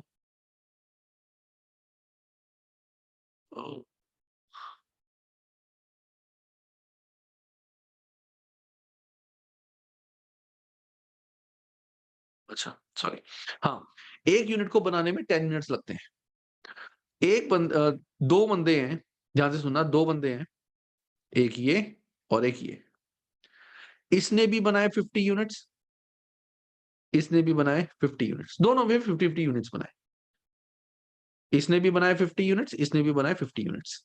इसको 50 यूनिट बनाने में लगे, लेट्स से मैं पहले देखता हूँ कि स्टैंडर्ड टाइम कितना लगना चाहिए। तो एक यूनिट को बनाने में अगर 10 मिनट लगते हैं तो 50 यूनिट्स को बनाने में लेंगे 50 इंटू 10, दैट मीन्स 500। या इसको मैं 50 की जगह let me make it 60 units, या और बेटर करते हैं 36 यूनिट्स। दोनों ने 36 यूनिट्स बनाए। तो 36 यूनिट्स को बनाने में स्टैंडर्ड टाइम कितना लगना चाहिए था? 36 यूनिट को बनाने में लगना चाहिए 36 into 10, that means 360 minutes. 360 minutes, तो 360 मिनट्स डिवाइड बाय 60 अगर मैं करता हूं, दैट मीन्स 6 आवर्स। तो स्टैंडर्ड जो टाइम लगना चाहिए था इन यूनिट्स को बनाने में, वो कितना लगना चाहिए था? 6 आवर्स। ध्यान से सुनना, स्टैंडर्ड टाइम जो लगना चाहिए था 36 यूनिट्स को बनाने में, वो लगना चाहिए था 6 आवर्स। कैसे? एक यूनिट को बनाने में लगते हैं 10 मिनट्स, तो 36 यूनिट्स को बनाने में लगेंगे 36 into 10, that means 360 minutes. Divide by मैंने 60 कर दिया आवर्स निकालने के लिए, तो 6 आवर स्टैंडर्ड लगने चाहिए। इसने 30, इस 3 बंदे ले लेते हैं, चलो एक थर्ड पर्सन भी लेते हैं, इसने भी 36 आवर्स काम की यूनिट्स बनाए। इसने 36 यूनिट्स बनाए 8 आवर्स में, इसने बनाए 10 आवर्स में, इसने बनाए 5 आवर्स में, और एक और बंदा था, इसने 36 यूनिट्स बनाए 6 आवर्स में। अब इस सिचुएशन में मैं तुमसे अगर पूछना चाहूं, तुम मुझे बताओ, ये है 1, ये है 2, ये है 3, ये है 4, which person is worst, which person is best? चारों ने 36 यूनिट्स बनाए। पहले वाले ने बनाए 8 आवर्स में, दूसरे वाले ने बनाए 10 आवर्स में, तीसरे वाले ने बना दिए 5 आवर्स में, और फोर्थ ने बनाया 6 आवर्स में। क्वालिटी सबकी सेम है, क्वालिटी में ऐसा नहीं है किसी कम ज्यादा क्वालिटी है। तो which one work best, which one work worst? So best तो थर्ड होगा और वर्स्ट सेकंड। हाँ, अगर आपने क्वालिटी वाला फैक्टर बोल दिया सेम है तो फिर यस सर 5 आवर्स। ओके, तो जिसने 5 आवर्स में बनाए हैं वो बेस्ट हो गया, और वर्स्ट वाला हो गया हमारा 10 आवर्स वाला परफेक्ट। बिल्कुल सही गाइस, सबने आंसर दिया। अब बात आती है इनके पैसों की, सैलरीज की। तो 6 घंटे का काम इसने 8 घंटे में किया, इसने 10 घंटे में किया। यूनिट तो इन दोनों ने 36 बनाए, तो इन दोनों को 6 घंटे के हिसाब से पैसे मिल जाएंगे, इनको 6 आवर्स के हिसाब से पैसे मिल जाएंगे।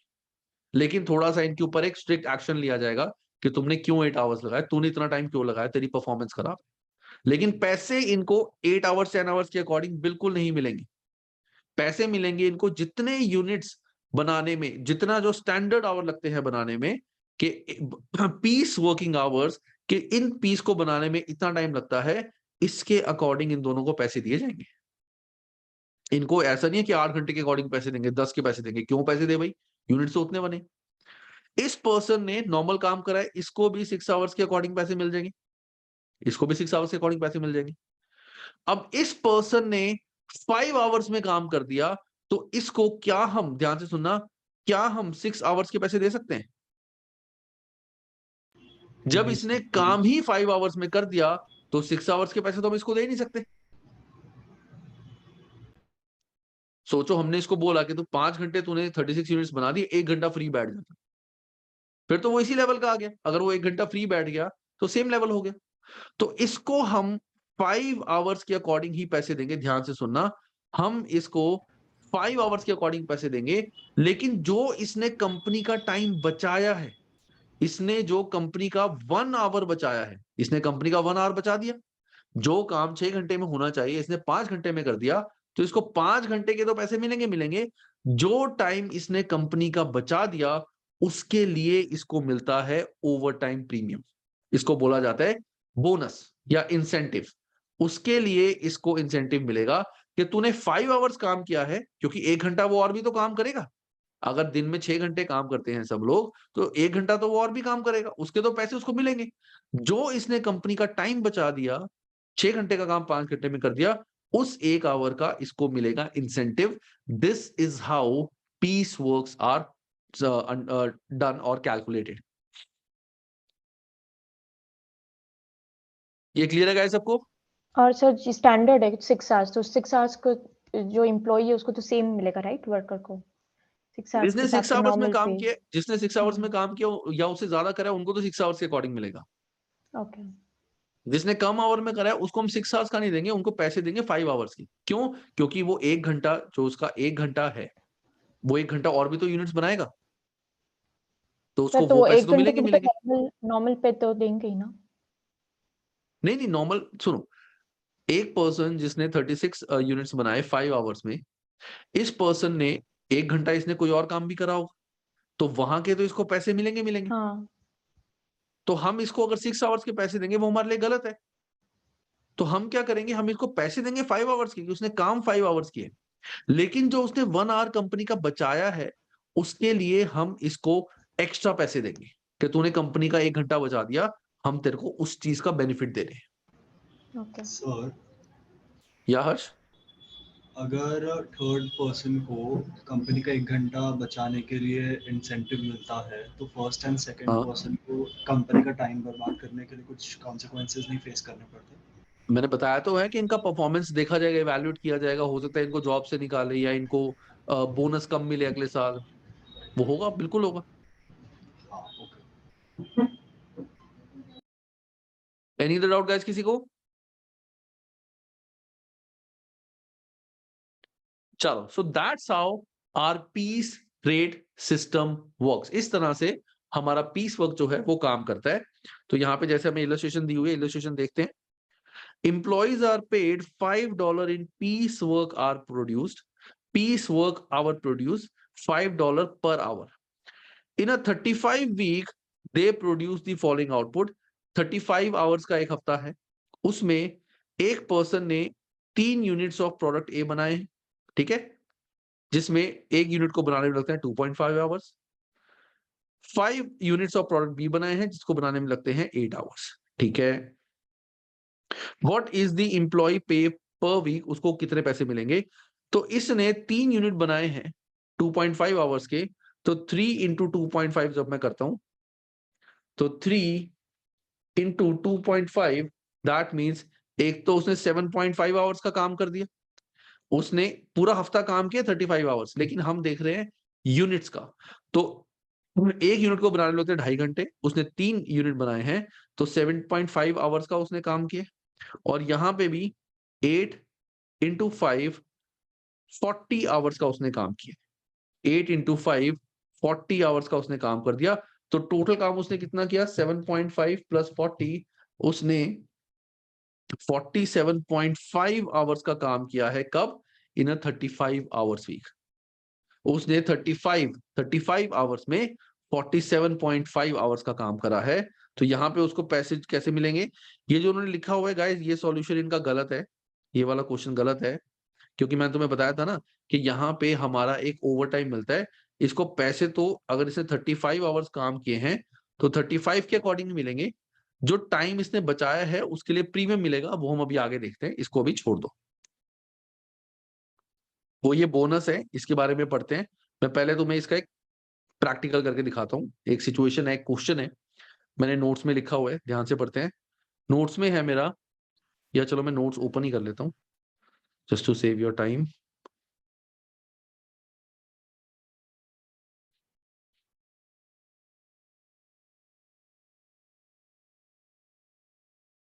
F2 ये रहा F2। सर इस क्वेश्चन का फाइनल आंसर क्या होगा? किसका? जो आपने किया था अभी इलस्ट्रेशन 1 पीस वर्क। नहीं, तो वो अभी 35 आवर्स करना तो नहीं है, ओके। वो भी करना नहीं है। वो भी जो क्वेश्चन मैं करा रहा हूँ उसको देख के करेंगे।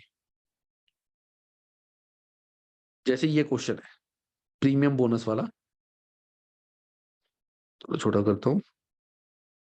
So this is the question. देखो क्वेश्चन में क्या है, इट इज, मैं ग्रीन पेन यूज करता हूं। नॉर्मल वर्किंग डे है 8 आवर्स का, कि 8 आवर्स एक दिन का काम होता है। बेसिक रेट ऑफ पे is $6 per hour, $6 per hour के अकॉर्डिंग हम पैसे देते हैं।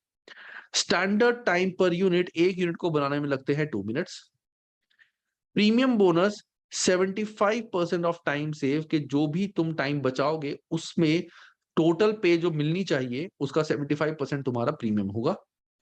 एक्चुअल यूनिट्स जो इसने बनाया है वो बनाया है 340 प्रोड्यूस इन अ डे, कि एक बंदे ने 340 यूनिट 340 यूनिट्स एक दिन में बना ली। अब एक यूनिट को बनाने में लगते हैं 2 आवर्स। तो पहले हम ये देखते हैं कि एक दिन में यूनिट्स बन कितने सकते हैं। तो 2 आवर्स एक यूनिट को बनाने में लगते हैं। दैट मींस एक दिन में अगर हम देखें स्टैंडर्ड यूनिट्स बन सकते हैं 240 एक दिन में टोटल यूनिट्स बन सकते हैं। उसने एक्चुअली कितने बनाए? 340 यूनिट्स। उसने एक्चुअली बनाए 340 यूनिट्स। दैट मींस उसने एक्स्ट्रा 100 प्रोड्यूस करे। 240 एक दिन में बन सकते हैं कैसे? 2 मिनट्स लगते हैं एक यूनिट को बनाने में, तो एक घंटे में कितने बनेंगे? 60 डिवाइड बाय 2, 30 यूनिट्स। 8 घंटे की शिफ्ट है, 30 इंटू 8, 240 यूनिट्स एक दिन में बन सकते हैं। उसने बनाए हैं 340 यूनिट्स। दैट मींस उसने एक्स्ट्रा कितने बनाए हैं? 100। तो उसने कंपनी का कितना टाइम सेव किया है? तो 100 इंटू 200 मिनट्स डिवाइड बाय 60, उसने कंपनी के इतने आवर्स जो है वो सेव कर दिए। सो 200 डिवाइड बाय 60, ये मेरा 3.33 समथिंग आता है। इतना टाइम उसने कंपनी का कर दिया सेव। इतना टाइम उसने कंपनी का सेव कर दिया। या फिर ऑन द अदर साइड अगर तुम देखना चाहते हो, उसने 8 घंटे काम करा है। उसने 8 घंटे काम करा है, जबकि 340 यूनिट्स बनाने में टाइम कितना लगता है? 340 into 2, 340 into 2, that means 680 minutes लगते हैं हमारे। और डिवाइड बाय 60 अगर मैं करता हूं, divide by 60, that means 11.33 hours का ये काम है टोटल, जो उसने एक दिन में कर दिया। दैट मीन्स 8 आवर्स में कर दिया। कैसे भी तुम कर लो, मैंने तुम्हारे को इस तरीके से बताया था कि इतना टाइम काम करने में, इतने यूनिट्स बनाने में स्टैंडर्ड इतने आवर्स लगने चाहिए। उसने 8 आवर्स में ये काम कर लिया। दैट मीन्स 3.33 इतने आवर्स उसने कंपनी के बचा लिए। अब उसको पैसे कैसे मिलेंगे? बेसिक रेट ऑफ पे है $6 पर आवर। उसने काम कितने आवर्स किए? काम तो 8 घंटे ही करा एक दिन में, तो 8 इंटू 6, 48, इतनी तो उसको बेसिक मिलेगी। ये काम तो उसने 8 आवर्स ही किया ना, चाहे उसने ज्यादा यूनिट्स बना दिए, काम तो उसने 8 घंटे ही करे। ऐसा नहीं है कि उसने 11 घंटे काम किए। No, he didn't work for 11 hours, he worked for normal working day only 8 hours. उसने यूनिट ज्यादा बना दिए, तो 8 आवर्स के अकॉर्डिंग कितने पैसे तो इसको मिलेंगे। प्लस प्रीमियम, उसने कंपनी का कितना टाइम सेव किया है? 3.33 आवर्स। ये कैसे आया था? 200 बाय 60। तो 200 बाय 60 दैट मींस इतने आवर्स का हमारा बेसिक वेज रेट कितना? $6। तो इतना अमाउंट हमारा एक्स्ट्रा बनता था। हमने पढ़ा था premium is 75% of time save. उसने कंपनी के इतने पैसे बचाए, उसने कंपनी के इतने आवर्स बचाए, इतने आवर्स इंटू 6, मतलब इतने पैसे उसने कंपनी के बचाए। इसका 75% प्रीमियम हमने उसको दे दिया, तो $15 उसको और मिल गए। तो टोटल वेज उसके होंगे $63। This is how we calculate premium और हमारा नॉर्मल वेज पीस वर्क से। इसको ध्यान से देखो, थोड़ा टाइम लगेगा समझने में, खुद समझो, टेक 5 मिनट्स, अच्छे से समझो, फिर हम बढ़ते हैं आगे। Sir, what if premium bonus is not mentioned in the question? What if? What if premium bonus is not mentioned in the question? तो बंदा काम ही नहीं करेगा। अगर प्रीमियम No, बोनस I मुझे मिल ही mean, नहीं रहा, अगर प्रीमियम बोनस ही नहीं है तो प्रीमियम नहीं मिलेगा, फिर ये मिलेगा इसको प्रीमियम। okay. हम कभी भी ऐसा अज्यूम नहीं कर सकते कि जो बेसिक वेज रेट है वही प्रीमियम मिलेगा, ऐसा कभी नहीं होगा। जितने डे आवर्स है, काम उसने 8 आवर्स ही करा है, तो उसको पैसे 8 आवर्स के ही मिलने चाहिए। बस जो उसने कंपनी का टाइम बचा लिया, उस टाइम के लिए कंपनी अगर पैसे देती तो इतने पैसे देती, तो उसमें उसको इतना प्रीमियम मिल जाएगा। यहां गलती से भी 11.35 इंटू 6 मत करना कि उसको इतने आवर्स उसने काम किए, या उसने 11 आवर्स काम नहीं किया। गाइस ये क्रक्स याद रखना, ही वर्कड फॉर 8 आवर्स ओनली। तो पैसे भी 8 आवर्स के अकॉर्डिंग ही मिलने चाहिए, बस जो टाइम बचा दिया उसके लिए प्रीमियम मिलेगा उसको।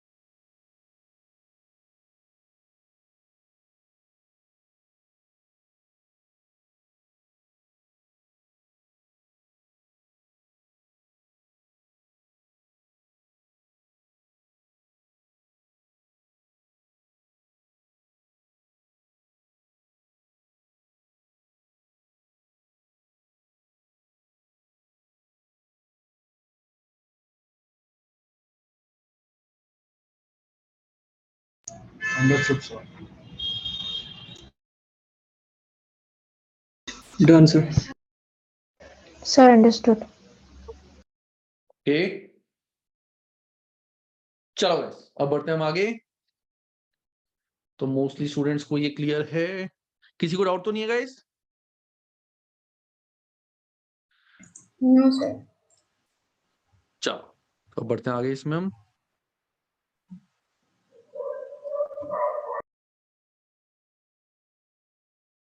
बोनस के बारे में यहाँ पे क्या बताया हुआ है, ये कुछ चीजें हैं, थ्योरेटिकल पार्ट है। दैट इज बोनस और इंसेंटिव स्कीम जो हमारी होती है, these schemes were introduced to compensate workers paid under a time based system who unlike piece worker could not increase their pay by being more efficient। मतलब हमने एक चीज तो देख ली, जो पीस वाले हैं वो एक्स्ट्रा पीस बनाएंगे उनको पैसे मिल जाएंगे, लेकिन जो टाइम वालों में काम करते हैं उनको कैसे बोनस दें हम, उनको किस तरह से बोनस दिया, उनकी तो हम परफॉर्मेंस चेक ही नहीं कर सकते। तो उस केस में क्या होगा, there are 3 type of schemes. एक होती है high day rate. So employee are paid at a high hourly hour wage in expectation that they will work more efficiently. कि हम जो आवर्स भी टाइम के अकॉर्डिंग जिनको दिया जाता है, पीस के अकॉर्डिंग पैसे नहीं दिए जाते, उनको हम थोड़े से ज्यादा पैसे देते हैं। उससे क्या होता है, वो ज्यादा एनकरेज होता है एक्स्ट्रा काम करने के, एक्स्ट्रा मेहनत करने के। क्योंकि जब हम उनको एक्स्ट्रा पैसे देंगे तो क्या होगा, वो जो भी काम कर रहे हैं वो बेटर काम करेंगे। क्योंकि हम परफॉर्मेंस तो मेजर नहीं कर सकते उनकी। अकाउंटेंट है, अकाउंटेंट को हम अगर एक्स्ट्रा पैसे देंगे, हम एक्सपेक्ट कर सकते हैं वो अकाउंट ठीक से चेक भी करे, छोटी मोटी मिस्टेक ना करे, वही चीज कर सकते हैं। तो that is high day rate. इसके फायदे क्या होते हैं, this is simple and guarantees consistently high wage. कि उनको गारंटी करते हैं कि तुमको हाई वेजेस ही मिलेंगी, ऐसा नहीं कभी हाई कभी लो। लेकिन it does not guarantee employee will be more efficient. इसमें एम्प्लॉय की मोर एफिशिएंसी की कोई गारंटी नहीं देता कि हम पैसे एक्स्ट्रा दे रहे हैं तो एम्प्लॉय भी एक्स्ट्रा काम करेगा। That is high day rate. Next आता है इंडिविजुअल बोनस। अब इंडिविजुअल बोनस क्या होता है कि अगर कोई भी पर्सन काम कर रहा है और हमने देखा, हमें लगा कि उसने एक्स्ट्रा काम किया है, ठीक है, हमें समझ में आया उसने एक्स्ट्रा काम किया है, तो हम उस इंडिविजुअल पर्सन को बोनस दें। कि हमने उसको बोला 1 साल के एंड में कि देख भाई, तूने पूरा साल हमने देखा है, तूने काम किया है, तूने एक्स्ट्रा मेहनत की है, तो हम तुझे बोनस दे रहे हैं। यहां पे क्या होगा, each person output must be measured separately. यहाँ पे क्या होगा, हर बंदे की, हर इंप्लॉय की आउटपुट को मेजर करना पड़ेगा, उसके अकॉर्डिंग देखना पड़ेगा कि उसको बोनस मिलना चाहिए कि नहीं मिलना चाहिए। Individual earn biggest bonus the greater the efficiency. जिस इंप्लॉय को ज्यादा बोनस मिलेगा वो बहुत ज्यादा खुश होगा, वो बहुत ज्यादा खुश होगा। That is individual bonus. हर इंप्लॉय को देखा जाता है उसने कितना काम किया है, कितने एक्स्ट्रा काम किया है, उसके अकॉर्डिंग उसको बोनस दें। कितना बोनस, कैसे बोनस, वो हम नहीं पढ़ रहे हैं, हम थ्योरी पढ़ रहे हैं। नेक्स्ट आता है हमारा ग्रुप बोनस। अब ग्रुप बोनस क्या होता है, कंपनीज में जैसे मैनेजर है, मैनेजर की एक पूरी टीम है, कंपनीज में जब काम दिया जाता है वो मैनेजर को दिया जाएगा। मैं कॉर्पोरेट्स की बात कर रहा हूँ, नॉट इंडस्ट्रीज। इंडस्ट्रीज में तो हर बंदे का अपना काम होता है, कॉर्पोरेट में एक टीम को काम दिया जाता है, इस टीम को एक काम मिला। इंडस्ट्री में भी होता है ऐसा वैसे, चलो उस चीज को let's not discuss about it, कि एक पूरी टीम को काम मिला, इस टीम ने बड़ा अच्छा काम किया और इस टीम ने एक्स्ट्रा काम करा और कंपनी को बड़ा फायदा हुआ, तो कंपनी ने इस पूरी टीम को बोनस दिया, कंपनी ने इस पूरी टीम को बोनस दिया। और हुआ क्या, वो जो बोनस था वो सब में डिस्ट्रीब्यूट हो गया इक्वल प्रोपोर्शन में, कि जो बोनस था वो 10 इंप्लॉई है, 10 के 10 के बीच में इक्वल डिस्ट्रीब्यूशन होगा, जो कि जनरली होता है। इसे बोला जाता है group bonus. Incentive plan which is related to the output performance of an entire group of workers, a department, or even the whole factory. Less effort to measure team output rather than individual. कि इसमें हमें फायदा क्या है, हम पूरी team का output major कर रहे हैं, एक एक बंदे का आउटपुट मेजर करने की जरूरत नहीं है, टाइम काफी बच गया हमारा। It can increase cooperation, can not always. इससे इंप्लॉयज के बीच में कॉपरेशन भी बढ़ता है कि यार सब मिलके काम करेंगे तो हमारे को पैसे ज्यादा मिलेंगे, हमारे को बोनस मिल जाएगा, ठीक है ना, तो दैट इज ग्रुप बोनस। लेकिन इसमें एक नुकसान क्या होता है, it can cause friction between workers. Employees के बीच में लड़ाई भी हो सकती है। क्यों, एक बोले भाई मैंने इतना एक्स्ट्रा काम किया था, पूरा दिन रात एक कर दिया था, ये जो दूसरा बंदा था ये तो छुट्टियों में चला गया था, आधे दिन तो आया नहीं, हम दोनों को बोनस सेम मिल रहे हैं, तो इस वजह से इनके बीच में फाइट्स भी हो सकती है, ठीक है। तो ये थ्योरी है, 3 टाइप से बोनस दिया जाता है। हाई रेट, कि उनका नॉर्मल रेट बढ़ा दो, हर बंदे की परफॉर्मेंस चेक करे उसको बोनस दो, और पूरे ग्रुप को बोनस दो। This is how bonus is given. ये वाला जो क्वेश्चन है गाइस, ये हमने ऑलरेडी कर लिया है, जो मैंने तुम्हारे को एग्जांपल दिया था, this was exactly the same question.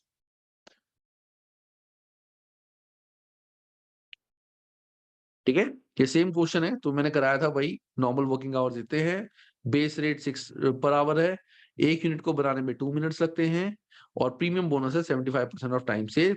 हमें बताना है कि अगर एक दिन में किसी इंप्लॉय ने 340 यूनिट्स बना दिए तो उसको कितने पैसे मिलेंगे। तो ये हमने ऑलरेडी कर लिया है।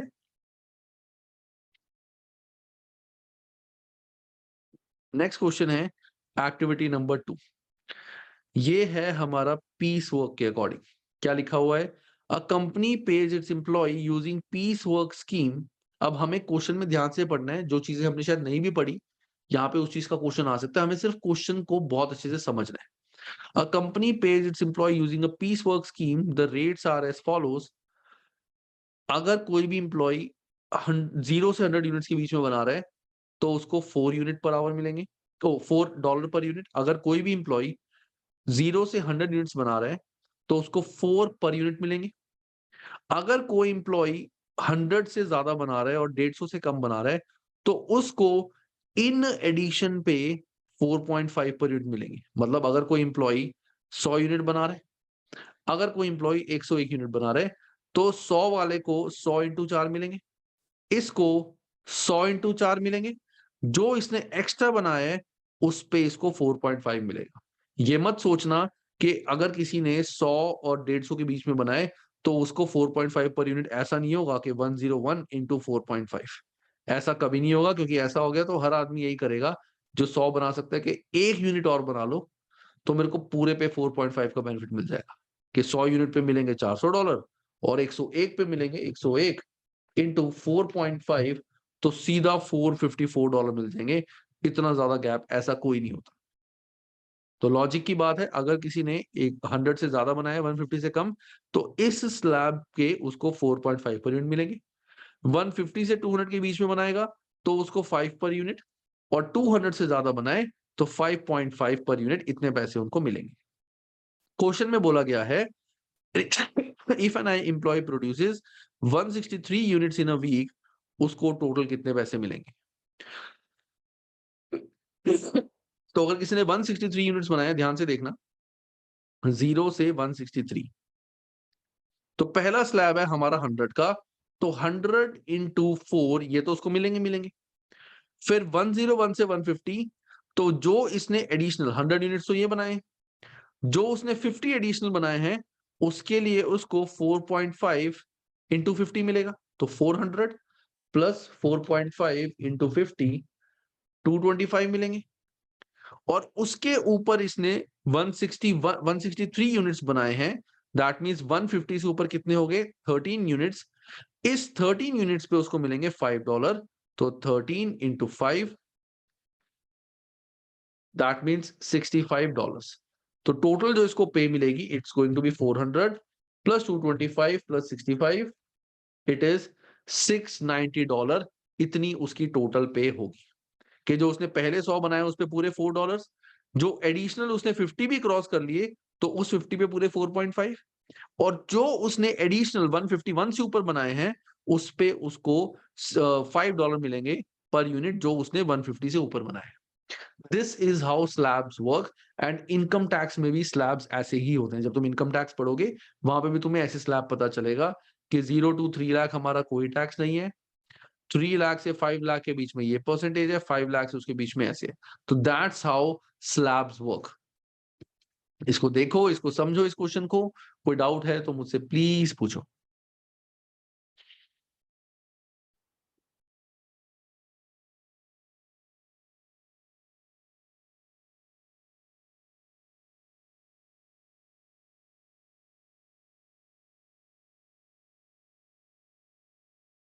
गाइस मुझे 1 सेकंड देना छोटा सा प्लीज, तुम करो ये।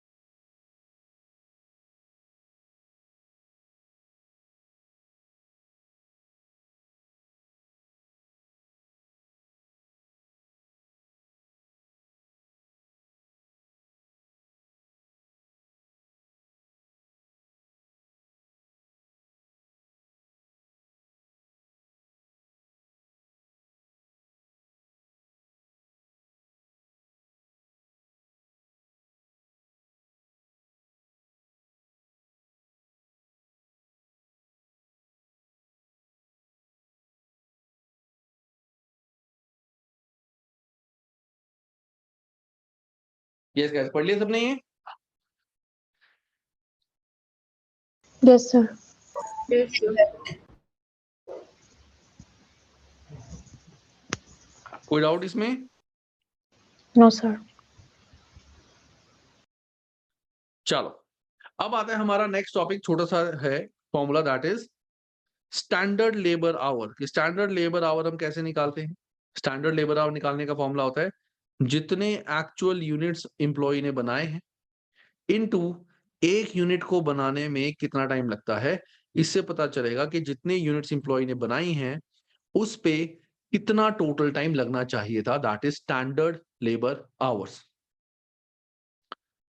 तो ये सिंपल सा एक क्वेश्चन है, ये करते हैं। एक्टिविटी नंबर 3, इसमें लिखा हुआ है if an employee make 200 units of product A, 350 units of product B and 300 units of product C. Product ए को बनाने में इतना टाइम लगता है, बी को बनाने में इतना, सी को बनाने में इतना। What are the standards hour produced by the employee, के टोटल कितने आवर्स का एम्प्लॉय ने काम करा है स्टैंडर्ड। तो इट वुड बी 200 यूनिट्स उसने ए के बनाए हैं, ए को बनाने में लगते हैं 4 मिनट्स, तो 800 मिनट्स ए को बनाने में लगे हैं। बी के बनाए हैं उसने 350 यूनिट्स, एक को बनाने में लगते हैं 2 मिनट्स, दैट मीन 700। सी के बनाए हैं उसने 300 यूनिट्स, एक को बनाने में लगते हैं 3 मिनट्स, दैट मीन्स 900 मिनट्स। तो टोटल जो उसने मिनट्स काम करा है 800 प्लस 700 प्लस 900, 2400 मिनट्स का उसने काम करा है। Divide by 60, that means 40 hours का काम उसने करा है। चाहे एक्चुअली कितना भी उसने टाइम लगाया हो, डजंट मैटर, 40 आवर्स का उसने काम करा है।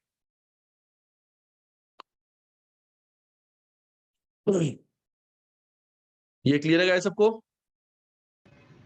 Yes sir. Sir Yes, sir. Clear sir. चलो अब इसके बाद हमारे एक काम करते हैं, 3 फॉर्मूलेज हैं हमारे, और उसके बाद लेबर टर्नओवर आएगा, फिर उसके बाद जो चार्ट मैंने बताना है वो आएगा। टाइम आज सारा हो नहीं पाएगा ये, क्वेश्चंस भी काफी है ना इसमें। अकाउंटिंग फॉर लेबर आएगा, लेबर अकाउंट आएगा, ओके। चलो एक काम करते हैं, let's keep the class till this. ठीक है, एक सेकंड, इन्होंने वो पार्ट हटा दिया क्या यहाँ से? अच्छा वो ये रहा ना, ये सारा ठीक है। तो let's keep the class till this. Next class जो हमारी होगी that is on Monday. Monday को इस चैप्टर को हम कंप्लीट करेंगे। तो अभी तक जो इस चैप्टर में हमने पढ़ा है उसकी थ्योरी कर लेना, और जो बच्चों के पुराने एग्जाम किट्स पेंडिंग है, काफी कुछ बच्चों की पेंडिंग्स है, तो प्लीज कोशिश करो कि संडे तक सारी जो एग्जाम किट्स पुरानी वाली है उनको कंप्लीट करके मूव टू दिस चैप्टर। ठीक है गाइस, किसी भी स्टूडेंट को कोई चीज मुझसे पूछनी है? हाँ सर, वो जो वीडियो भेजा था। वो तुमने मेरे को पर्सनल मैसेज में भेजा है या ग्रुप पे भेजा है? हाँ हाँ, पर्सनली भेजा व्हाट्सएप पे। एक सेकंड रुको हर्ष। सर आपको आर्किटेक्चर लाइन का कुछ वो है क्या, नॉलेज? इतना तो नहीं है, बट एक सेकंड रुको, वो वीडियो किस चीज के रिगार्डिंग है? टैक्सेस हाँ टैक्सेस जेफ बेजोस के ऊपर बना है। अच्छा, Taxing half of that. Good luck. I mean, you can't do that because you didn't earn any income. So my company went up in value, and that caused my shares in Amazon to increase. Which is why it shows I made $1 billion. Ah, but you have to sell those shares in order to turn it into spendable money. When you do that, we're going to smack you with a capital gains tax, which is basically a tax on how much your assets appreciated in value. So you could bet we're going to slam your Amazon shares with capital gains tax. Oh, that's cute, but no, I'm not selling a single share. Well, you kind of need to. I mean, you need money to live. How are you going to do that? Well, when I do need money, I'll just take out a loan from my bank, and then I'll use my assets, aka my stocks, as collateral. अच्छा ये बड़ा एक common point है guys, सबके लिए है। चलो सारे सुनना, ये बड़ा एक, ये एक्चुअली जो अब आई है रील से पहले मैंने काफी पुरानी देखी हुई है रील।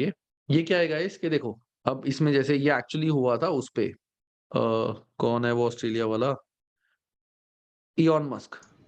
हाँ सर, एलॉन मस्क ने वही कोलैटरल रख के लोनो उठा के ट्विटर खरीदा था। हाँ I know this. चलो मैं बताता हूँ, देखो क्या है ये सिचुएशन, देखना गाइस, सारे देखना, अच्छी चीजें पता होना चाहिए। इलॉन मस्क एक पर्सन है, या चलो एक पर्सन है, ये एक बंदा है, मैं एक पर्सन, मेरे पास 1 करोड़ रुपए के शेयर्स है। ध्यान से सुनना, मेरे पास 1 करोड़ रुपए के शेयर्स हैं, ठीक है। और ये जो शेयर्स हैं मार्केट में, शेयर्स की वैल्यू बढ़ती है कम होती है, तो 1 करोड़ रुपए के मेरे पास शेयर थे। आज की डेट में इस शेयर की जो वैल्यू है वो हो गई 4 करोड़। आज की डेट में इन शेयर्स की वैल्यू हो गई है 4 करोड़, और वो शेयर्स अभी भी मेरे पास है। तो क्या गवर्नमेंट इस 3 करोड़ पे मेरे से टैक्स चार्ज कर सकती है, हाँ या ना? Yes. Yes sir. सर जब तक बेचोगे नहीं तब तक नहीं कर सकती ना। ओके, यस कौन कौन बोल रहा है प्लीज बताओ एक बार। Sami. Okay yes sir. ठीक है, यस सर। Yes. ठीक है। सो दैट मीन्स कुछ बच्चे जो है वो यस है, कुछ है नो वाले। अब एक्चुअली में क्या होता है, तुम्हारा आंसर भी काफी हद तक सही है हर्ष, तुम्हारा भी सही है, लेकिन उन स्टूडेंट्स का भी आंसर सही है। रीजन क्या है, पर्सन ने 3 लाख रुपीस अर्न किए हैं इनडायरेक्टली। अब तुम कह रहे हो कि जब तक ये शेयर सेल नहीं करेगा, ध्यान से सुनना, मैं तुम्हारा लिंक बताऊंगा, जब तक ये शेयर सेल नहीं करेगा, ये एक्चुअली जो हम इंस्टाग्राम वगैरह पे देखते हैं ना, यहाँ पे हमें चीजें बेवकूफ बनाया जाता है basically, they don't tell the exact thing, वो एक सिचुएशन बना देते हैं ताकि हमारे माइंड में कंफ्यूजन हो, लेकिन एक्चुअली चीजें अलग होती हैं। देखो ये चीज है, 1 करोड़ के तुम्हारे पास शेयर्स थे, आज सारे बच्चे सुनना बहुत ध्यान से, 1 करोड़ के शेयर से 4 करोड़ के शेयर्स हो गए, 3 करोड़ रुपए तुमने अर्न किए हैं। कुछ बच्चे कह रहे हैं कि इस पर टैक्स लगेगा, कुछ नहीं लगेगा। जो कह रहे हैं आप वो ये सोच रहे हैं कि पर्सन ने पैसे तो कमाए हैं 3 करोड़, तो जब कमाए हैं तो उस पर टैक्स लगना चाहिए। कुछ लोग कहते हैं इसका ऑपोजिट वाले कि वो पर्सन इस पर टैक्स कैसे पे करेगा, उसके पास तो कैश ही नहीं आया, उसके पास तो ये पैसा कैश ही नहीं आया, उसने शेयर्स ही नहीं बेचे, 3 करोड़ पे अगर टैक्स पे करना पड़े वो कैसे पे करेगा। और कल को जो शेयर्स हैं, इन शेयर्स की वैल्यू तो कम भी हो जाएगी, कल को अगर 4 करोड़ से शेयर 3 करोड़ के रह गए तो तब क्या होगा, तब क्या गवर्नमेंट इसको 1 करोड़ पे पैसा रिटर्न करेगी। Both are correct. यहां पे डिपेंड करता है कि ये जो चीज तुम कर रहे हो, ये क्या तुम्हारा बिजनेस है ये चीज करना, या तुम उसको इन्वेस्टमेंट के तौर पे कर रहे हो। क्या तुम्हारा बिजनेस है या इन्वेस्टमेंट, बिल्कुल प्रैक्टिकली सोचना, तुम सब इसका आंसर दे सकते हो आज के बाद ये डाउट आएगा तो। जब हम स्टॉक सेल करते हैं, स्टॉक मतलब मैं जो चीज बना रहा हूं मैं वो सेल करता हूं, 100 रुपए की चीज मैंने 500 की सेल करी, 500 की चीज मैंने 500 की सेल करी, क्रेडिट सेल, मैंने क्रेडिट सेल करी, मुझे अभी पैसे नहीं आए, मैंने क्रेडिट सेल करी, मुझे अभी पैसे नहीं आए। मुझे एक बात बताओ, मैं अपना रेवेन्यू किस डेट को दिखाऊंगा बुक्स में, सेल डेट पे या जब कैश रिसीव होगा? Sir Sale sale date date पे, क्योंकि accrual basis of accounting Sale होगा। date. बिल्कुल गाइस, सब all agree with sale date? Yes sir. Yes, sir. Yes. Sir. अब सेल डेट पे अगर मैं इसको अपनी इनकम दिखा रहा हूं और सोचो 2 महीने तक या 2 साल तक पैसे नहीं आए, तब भी तो अगर मैंने उसको सेल दिखा दिया मतलब मैंने इनकम दिखा दी, उस पर भी तो टैक्स लग रहा है, तो ये तो वही बात होगी। समझ रहे हो हर्ष? हाँ सर, समझ गया। सेम सिचुएशन होगी ना, कि मैं सेल कर रहा हूँ, पैसे तो मेरे पास नहीं आ रहे, तो मैं तो ये चीज बोल सकता हूँ कि मैं कहां से टैक्स पे करूं भाई, मेरे पास तो पैसे नहीं आए। वो बंदा बोलेगा भाई सेल तो कर दी तुमने, कभी ना कभी तो आने हैं, आज नहीं आएंगे कभी ना कभी तो आएंगे। वो सेम चीज यहाँ पे भी बोल सकता है, 1 के 4 करोड़ हो गए ना, आज नहीं तो कभी तो सेल करोगे ना, ये थोड़ी बुढ़ापे तक रखोगे इसमें, बुढ़ापे तक थोड़ी रखने वाले बुढ़ापे तक रखने तो फिर कमा के फायदा क्या है? कभी ना कभी तो निकालोगे ना, तो टैक्स पे करो। तो जो लोग इस चीजों को, ट्रेडिंग को अपना बिजनेस मानते हैं, जिनके लिए ये गुड्स है, उनके लिए इस गेन पे जो है वो टैक्स लगता है। जिनके लिए ये चीज बिजनेस है उनको इस पे टैक्स लगता है। मतलब स्टॉक अब ब्रोकर्स इसी का, बेसिकली। नहीं, स्टॉक ब्रोकर स्टॉक्स रखते नहीं है, वो तो ब्रोकर होते हैं, वो तो क्लाइंट के लिए काम करते हैं, they don't held shares with them. वो तो क्लाइंट के लिए शेयर्स परचेज सेल क्लाइंट के अकाउंट के लिए करते हैं। बहुत सारे लोग होते हैं जो जिनका काम ही सिर्फ ट्रेडिंग का होता है, जैसे एक मेरा फ्रेंड है, वो पूरा दिन शेयर परचेज सेल करता रहता है। अच्छा, जैसे सर उसका वैंगार्ड एंड ब्लैक रॉक है, तो ये लोग भी तो शेयर कंपनीज है ना, तो इन पे भी टैक्स लगेगा बिकॉज उनका काम भी वही है। नहीं, ब्लैक रॉक वगैरह, अब जैसे जीरोधा है, जीरोधा कोई शेयर शेयर थोड़ी होल्ड कर रखता है किसी के, इट्स अ अच्छा। Brokerage firm. जो अब क्लाइंट, अगर बैंक के पास तुम्हारा पैसा है तो वो बैंक का पैसा तो नहीं हुआ, तुम्हारा ही हुआ ना। हाँ, मैंने अगर जीरोधा के थ्रू रिलायंस के शेयर्स लिए हैं तो वो शेयर जीरोधा के हुए या मेरे हुए, आपके। आपके है ना। हुए, तो राइट। जीरोधा ये सब तो ब्रोकर्स हैं, ये तो मिडिल मैन है, ये तो सिर्फ कमीशन लेते हैं अपना। अच्छा। They don't hold shares, they just take commission, हर ट्रांजेक्शन में उनका कमीशन होता है। तो अब ध्यान से सुनना, देखो, जब तुम कोई स्टॉक के साथ ऐसा कर रहे हो, ध्यान से सुनना, जब तुम कोई स्टॉक के साथ ऐसा कर रहे हो, क्रेडिट सेल वगैरह, तब तो तुम उसको ऐसे दिखाओगे। अब सेम चीज अगर मैं बात करता हूं किसी एसेट की, ध्यान से सुनना, कोई एसेट है, एसेट है तुम्हारा, एसेट बिल्डिंग है, तुम्हारी बिल्डिंग की वैल्यू बढ़ गई, बहुत ज्यादा बढ़ गई बिल्डिंग की वैल्यू, तो क्या तुम उस बिल्डिंग पे टैक्स पे करोगे? नहीं पे करोगे। तुम कहोगे जब तक वो बिल्डिंग सेल डिप्रिसिएशन। नहीं होती, जब तक बिल्डिंग सेल नहीं होगी तब तक टैक्स क्यों पे करूं, मैं बड़ा इस बिल्डिंग को बेचने वाला हूं, मैंने तो प्लान नहीं किया इस बिल्डिंग को बेचने का। मेरा एसेट है, ये लॉन्ग टर्म एसेट है, मैं इसमें बिजनेस कर रहा हूँ, मैं मेरा घर है या मेरा बिजनेस है। अब मेरा घर है, लोगों के पास, सबके पास घर होते हैं, घर कोई सेल करने के लिए थोड़ी परचेज करता है, रहने के लिए परचेज करता है। तो प्रॉपर्टी के रेट्स बहुत ज्यादा बढ़ गए हैं, तो क्या जितनी वैल्यू उनकी घर की बढ़ेगी वो रेट पे करेंगे? नहीं, टैक्स पे करेंगे। वो कहेंगे जिस दिन वो बिल्डिंग सेल होगी उस दिन हम टैक्स पे करेंगे। क्यों? क्योंकि they are holding it for investment purpose. तो जो लोग शेयर्स को बिजनेस बनाते हैं उनके लिए इनकम पे टैक्स लगता है, जो लोग इसको इन्वेस्टमेंट बनाते हैं उनको जब वो सेल करेंगे तब टैक्स लगेगा। और जो ये इयॉन मस्क अमेजॉन वगैरह हैं, they are not doing business of shares. वो इनके शेयर्स का बिजनेस नहीं कर रहे हैं, वो शेयर्स परचेज सेल नहीं करते, उनके पास अमेजॉन के शेयर्स है, they are holding it for investment purposes. Value बढ़ती जा रही है वो अलग बात है, बट वो they are using it for investment purposes. तो इसीलिए उस पर टैक्स नहीं लगता। दूसरी चीज क्या है, कुछ लोग बोलते हैं कि अगर चलो इस पे टैक्स नहीं लगता तो मतलब ये जो शेयर्स हैं, बंदा ये शेयर्स बैंक में गिरवी रख के इसके अगेंस्ट लोन ले सकता है, वो पैसा भी तो उसके पास आ गया, तो उसकी तो कमाई होगी। यही बोला जा रहा है ना इस वीडियो में हर्ष। हाँ सर। तो तुम अगर बैंक से लोन ले रहे हो वो तुम्हारी कमाई थोड़ी है, वो तो उधारी है, वो तो पैसा तुम्हें वापस करना ही है। अगर तुम वैसे भी बैंक से लोन लो उस पर थोड़ी टैक्स लगेगा। तुमने अपनी बिल्डिंग को, जिस घर में हम रह रहे हैं उसको क्रेडिट पे रख के, उधारी पे रख के, हमने अगर, guys just give me 1 second. हाँ चित्र।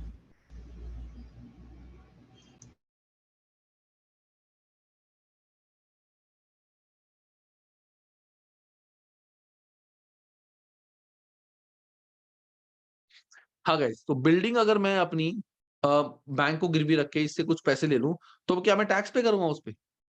ऐसा नहीं होता। वो सिर्फ हमारे को ना वो शेयर्स नाम दिख के वो एक सिचुएशन बना देते हैं, वो सिचुएशन घुमाते हैं कि ऐसा कैसे हो गया, सोच में डाल देते हैं, प्रैक्टिकलिटीज को छोड़ देते हैं। नहीं बट सर अब वो जैसे मैं एनडीएल बता ऐसा रहा हूँ, बोलता है कि द इंटरेस्ट हाँ व्हिच ही पे टू द बैंक, लोन लेगा तो इंटरेस्ट पे करना पड़ेगा ना, that would हाँ, be much more lower than what he has to pay as a tax.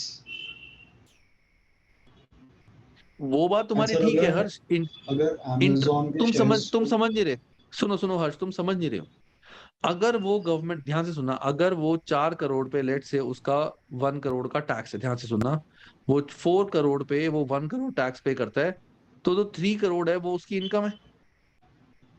हाँ उसको 3 करोड़ किसी को देने तो नहीं है। नहीं लेकिन अगर वो बैंक से लोन लेता है 3 करोड़ का, तो उसको 3 करोड़ पे इंटरेस्ट तो देना ही देना है। ये भी तो वापस करने हैं, थोड़ी कि इसके पैसे हो गए। करेक्ट तुमने ये देख लिया कि वो इंटरेस्ट उस टैक्स से मच लोअर है, दैट्स इट। लेकिन ये जो टैक्स पे करके तुम्हारे पैसे हैं तुम्हें किसी को देने थोड़ी हैं। लेकिन वो जो बैंक से तुम लोन ले रहे हो, ये थोड़ी है कि वो पैसे तुम्हें बैंक को वापस करने हैं, वो भी तो वापस करने हैं। Right sir. तो मैंने ये रील देखने के बाद उस पर थोड़ा बहुत पढ़ा, सो आई गॉट टू नो कि उसमें ऐसा बोलते हैं कि जो वो शेयर एज कोलैटरल रख रहा है, Amazon के शेयर्स है, तो ऑब्वियसली Amazon के शेयर्स की वैल्यू गिरने की सर्टेनिटी बहुत ज़्यादा कम है। तो वो जो शेयर्स ओके, एज कोलैटरल रख रहा है वो तो फर्स्टली बढ़ते ही जाएगा, because Amazon is the like one of the biggest corporate giants अभी, तो उसके शेयर्स की वैल्यू बढ़ती जा रही है जिसको उसने एज अ कोलैटरल रखा है, एंड ही आल्सो हाँ has like a lot of shares of that company.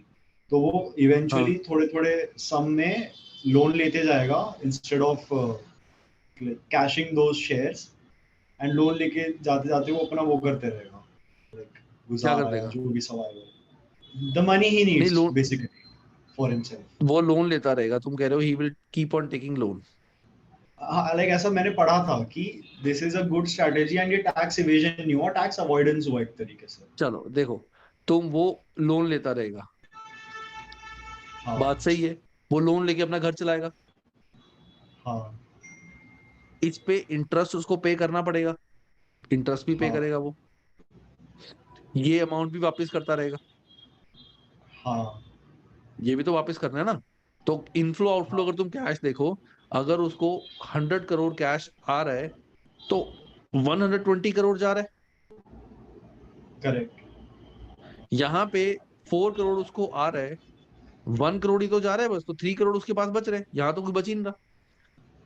अब तुम कह रहे हो कई जो तुमने जो पॉइंट बोला है वो क्या बोला है कि वो बैंक से लोन लेता रहेगा, लोन हाँ, लेने बड़ा के बड़ा बाद वो लोन क्या लेते करेगा, जाओ एंड उसी लोन हाँ से लोन लेते प्रीवियस जाओ, लोन चुकाते जब जाओ। मर गया ठीक है, तो तब उसकी कोलेटरल सिक्योरिटी वो रख लेंगे बैंक वाले। हाँ लेकिन तुम ये भी तो सोचो कि अगर वो ये लोन ले रहा है, वो लोन भी तो रीपे करना है। ऐसा थोड़ी है कि लोन 50 साल का होता है। अगर तुम पर्सनल लोन लेते हो वो 5-6 साल का ही होता है, 6 साल में लोन रीपे भी तो करना है। तो अगर वो पैसा घर में खर्च कर देगा तो वो रीपे कहाँ से करेगा? एक और बड़ा लोन लेके। एक और लोन लेके, फिर वो लोन रीपे करना होगा, वो कहाँ से करेगा? और बैंक जब भी तुम्हें लोन देता है that is for a specific purpose. अगर तुम बैंक के पास जाओ कि मेरे को लोन दे दो, वो कहेंगे भाई किस लिए चाहिए? तुमको घर के खर्चे के लिए, वो कहेंगे चला दे। ऐसे होता है। हाँ बट सर जेफ बेजोस वो है ना अमेज़न का सीईओ, तो उसको लोन लेने में कुछ प्रॉब्लम नहीं जाएगी। तुम समझ नहीं रहे, जो बैंक का प्रोसीजर है वो तो वही रहेगा ना, कि लोन अगर लिया जा रहा है किसी पर्पस के लिए लिया जाएगा ना। राइट। घर चलाने के लिए कभी भी कोई लोन नहीं मिलता, क्योंकि बैंक बैंक तो हम फाइनेंस के लोग हैं, हमने F3 पढ़ा हुआ है। F3 में एक रेशो होती है, इंटरेस्ट कवरेज रेशो। उसका मतलब क्या है कि क्या पर्सन इतना पैसा कमा रहा है कि वो हमें इंटरेस्ट दे पाए, यही होता है।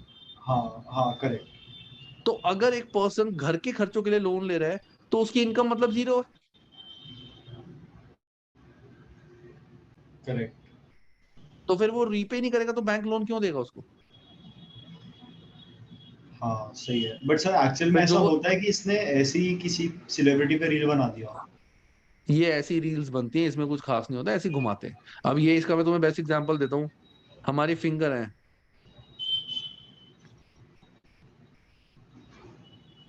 ठीक है, हम्म 1 2 3 4 5 6 7 8 9 10।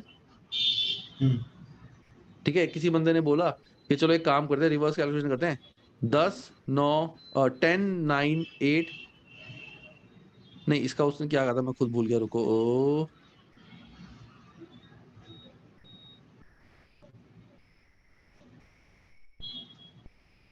हाँ देखो उसने क्या बोला, रिवर्स कैलकुलेशन कर लो।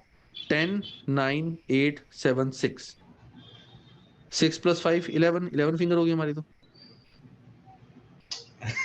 नहीं 10 9 8 7 6, 6 + 5 ये तो 11 फिंगर होगी, क्योंकि हम 10 सर पढ़ते हैं। रिवर्स कैलकुलेशन दूसरे हाथ में भी करेंगे ना। यही तो नहीं बताते ना वो। हाँ ये एक्चुअली जो रील्स तुम इंस्टाग्राम हम देखते हैं यूट्यूब वगैरह पे, वो ऐसी ही होती है। इसीलिए एग्जैक्टली इसीलिए आई थॉट कि किसी फाइनेंशियल प्रोफेशनल को पूछूंगा ये चीज। अब जैसे एक और चीज इसमें क्या होती है, 1 2 3 को छोड़ दो, 4 5, 5 और 5 10, और इसको ऐड कर दो, अब 11 हो गई।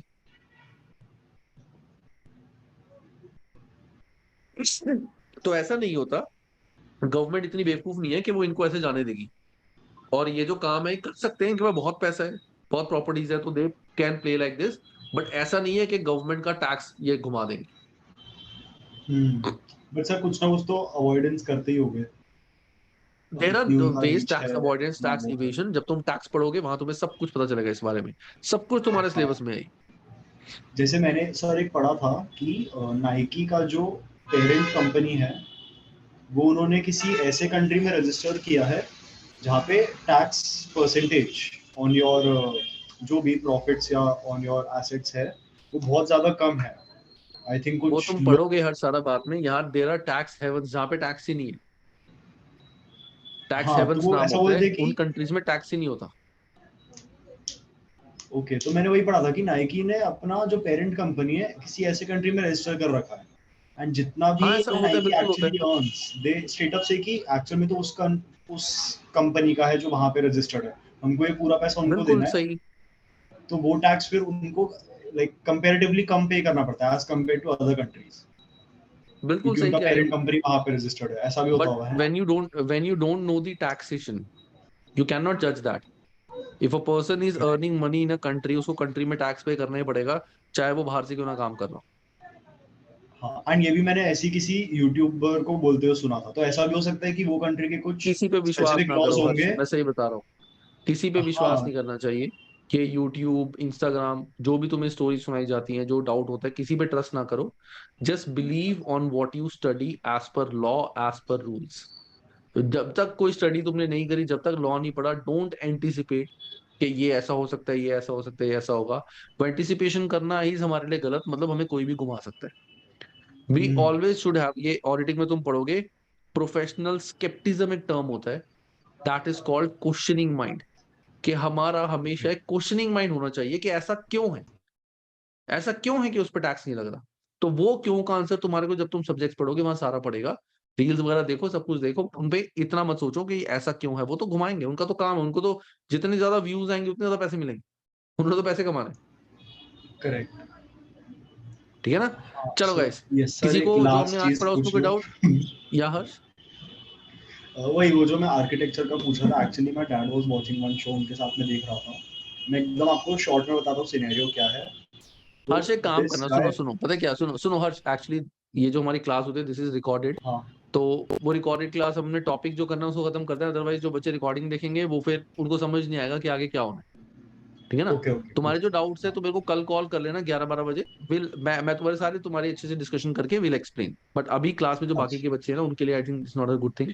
और सर या स्टडी हब में क्या करना है सर, क्योंकि आपने बोला था कल आप क्लास रखोगे क्या? Practice, practice questions. नहीं हाँ, कल नहीं प्रैक्टिस क्लास, क्वेश्चन। हमारी क्लास सीधा मंडे होगी। बट सर आपने बोला ना कि काफी लंबी हो जाएगी, क्योंकि मैंने स्टडी हब के 2 वर्ड फाइल भेजी है, तो लाइक दूसरे अच्छा स्टूडेंट। तुम्हारी, हाँ, हाँ मेरी। तुम्हारे जो क्वेश्चंस हैं वो कल हम डिस्कस हम्म। करते हैं। कल ना मैं पहले काम करूंगा, वो सबके ना सॉल्यूशंस मैं तुम्हें बना के भेजूंगा। ओके। ठीक है। सर सॉल्यूशन या तो फिर एक वैसे भी काम, स्टडी हब में थे, मुझे नहीं समझ आया इसलिए। फिर एक काम करते हैं, काम करते हैं या कल ना, दैट्स फाइन। टाइम हमारा करते हैं 4 PM। Just give me a call मेरे नंबर पे। ठीक है। तो विल विल 4 हैव PM मैं तुम्हें 11:30। ओके। मीट का लिंक दे दूंगा। And I think you are in Dubai, right? No, sir. Poland. So it's 4.5 hours down. Okay ठीक है, ठीक अब है। इंडिया ahead तो है, तो इसलिए। ओके, तो ठीक है, मैं I will Okay. Send you a meet link. And वहां पे मैं तुम्हारे सारे डाउट्स जो हैं वो विल डिस्कस। Okay. ठीक है Okay, गाइस। sir. आज की क्लास में किसी भी स्टूडेंट को कोई doubt? No sir. No, sir. तो सर चलो अभी अच्छे से कर लेना गाइस। बाकी मंडे को हम क्लास करते हैं, पुरानी जितनी भी पेंडेंसीज हैं उनको प्लीज कंप्लीट कर लेना। Okay. चलो bye guys, take care, good night. Bye. Sir good night, thank you sir. Good night, bye. Good night. Thank you sir, bye sir, sorry for taking the time. अरे नहीं नहीं, कोई बात नहीं हर्ष, कोई बात नहीं, अच्छी बात है, डाउट्स होने चाहिए, इट्स रियली गुड। बट मेरे को एक्चुअली सबका देखना होता है। मैं भी नहीं चाहता कि दूसरे स्टूडेंट्स हैं उनका भी कुछ ऐसा टाइम लगे। बट मेरा या ये भी टारगेट होता है अंडरस्टैंड। कि सारे स्टूडेंट्स के डाउट्स मैं सॉल्व कर सकूं। Sir, मुझे एक और डाउट है। Thank you so much sir. I'm already या on a सफा? call. Sir, not related to studies, but sir PRE होता है ना, मेरे को practical requirements. तो मुझे उसके बारे हाँ में पूछना है कि क्योंकि मैं actually I was working like मुझे मेरे पास 2 years एक्सपीरियंस है विद फाइनेंस एंड हाँ। Accounting, but right now I am working as in billing specialist.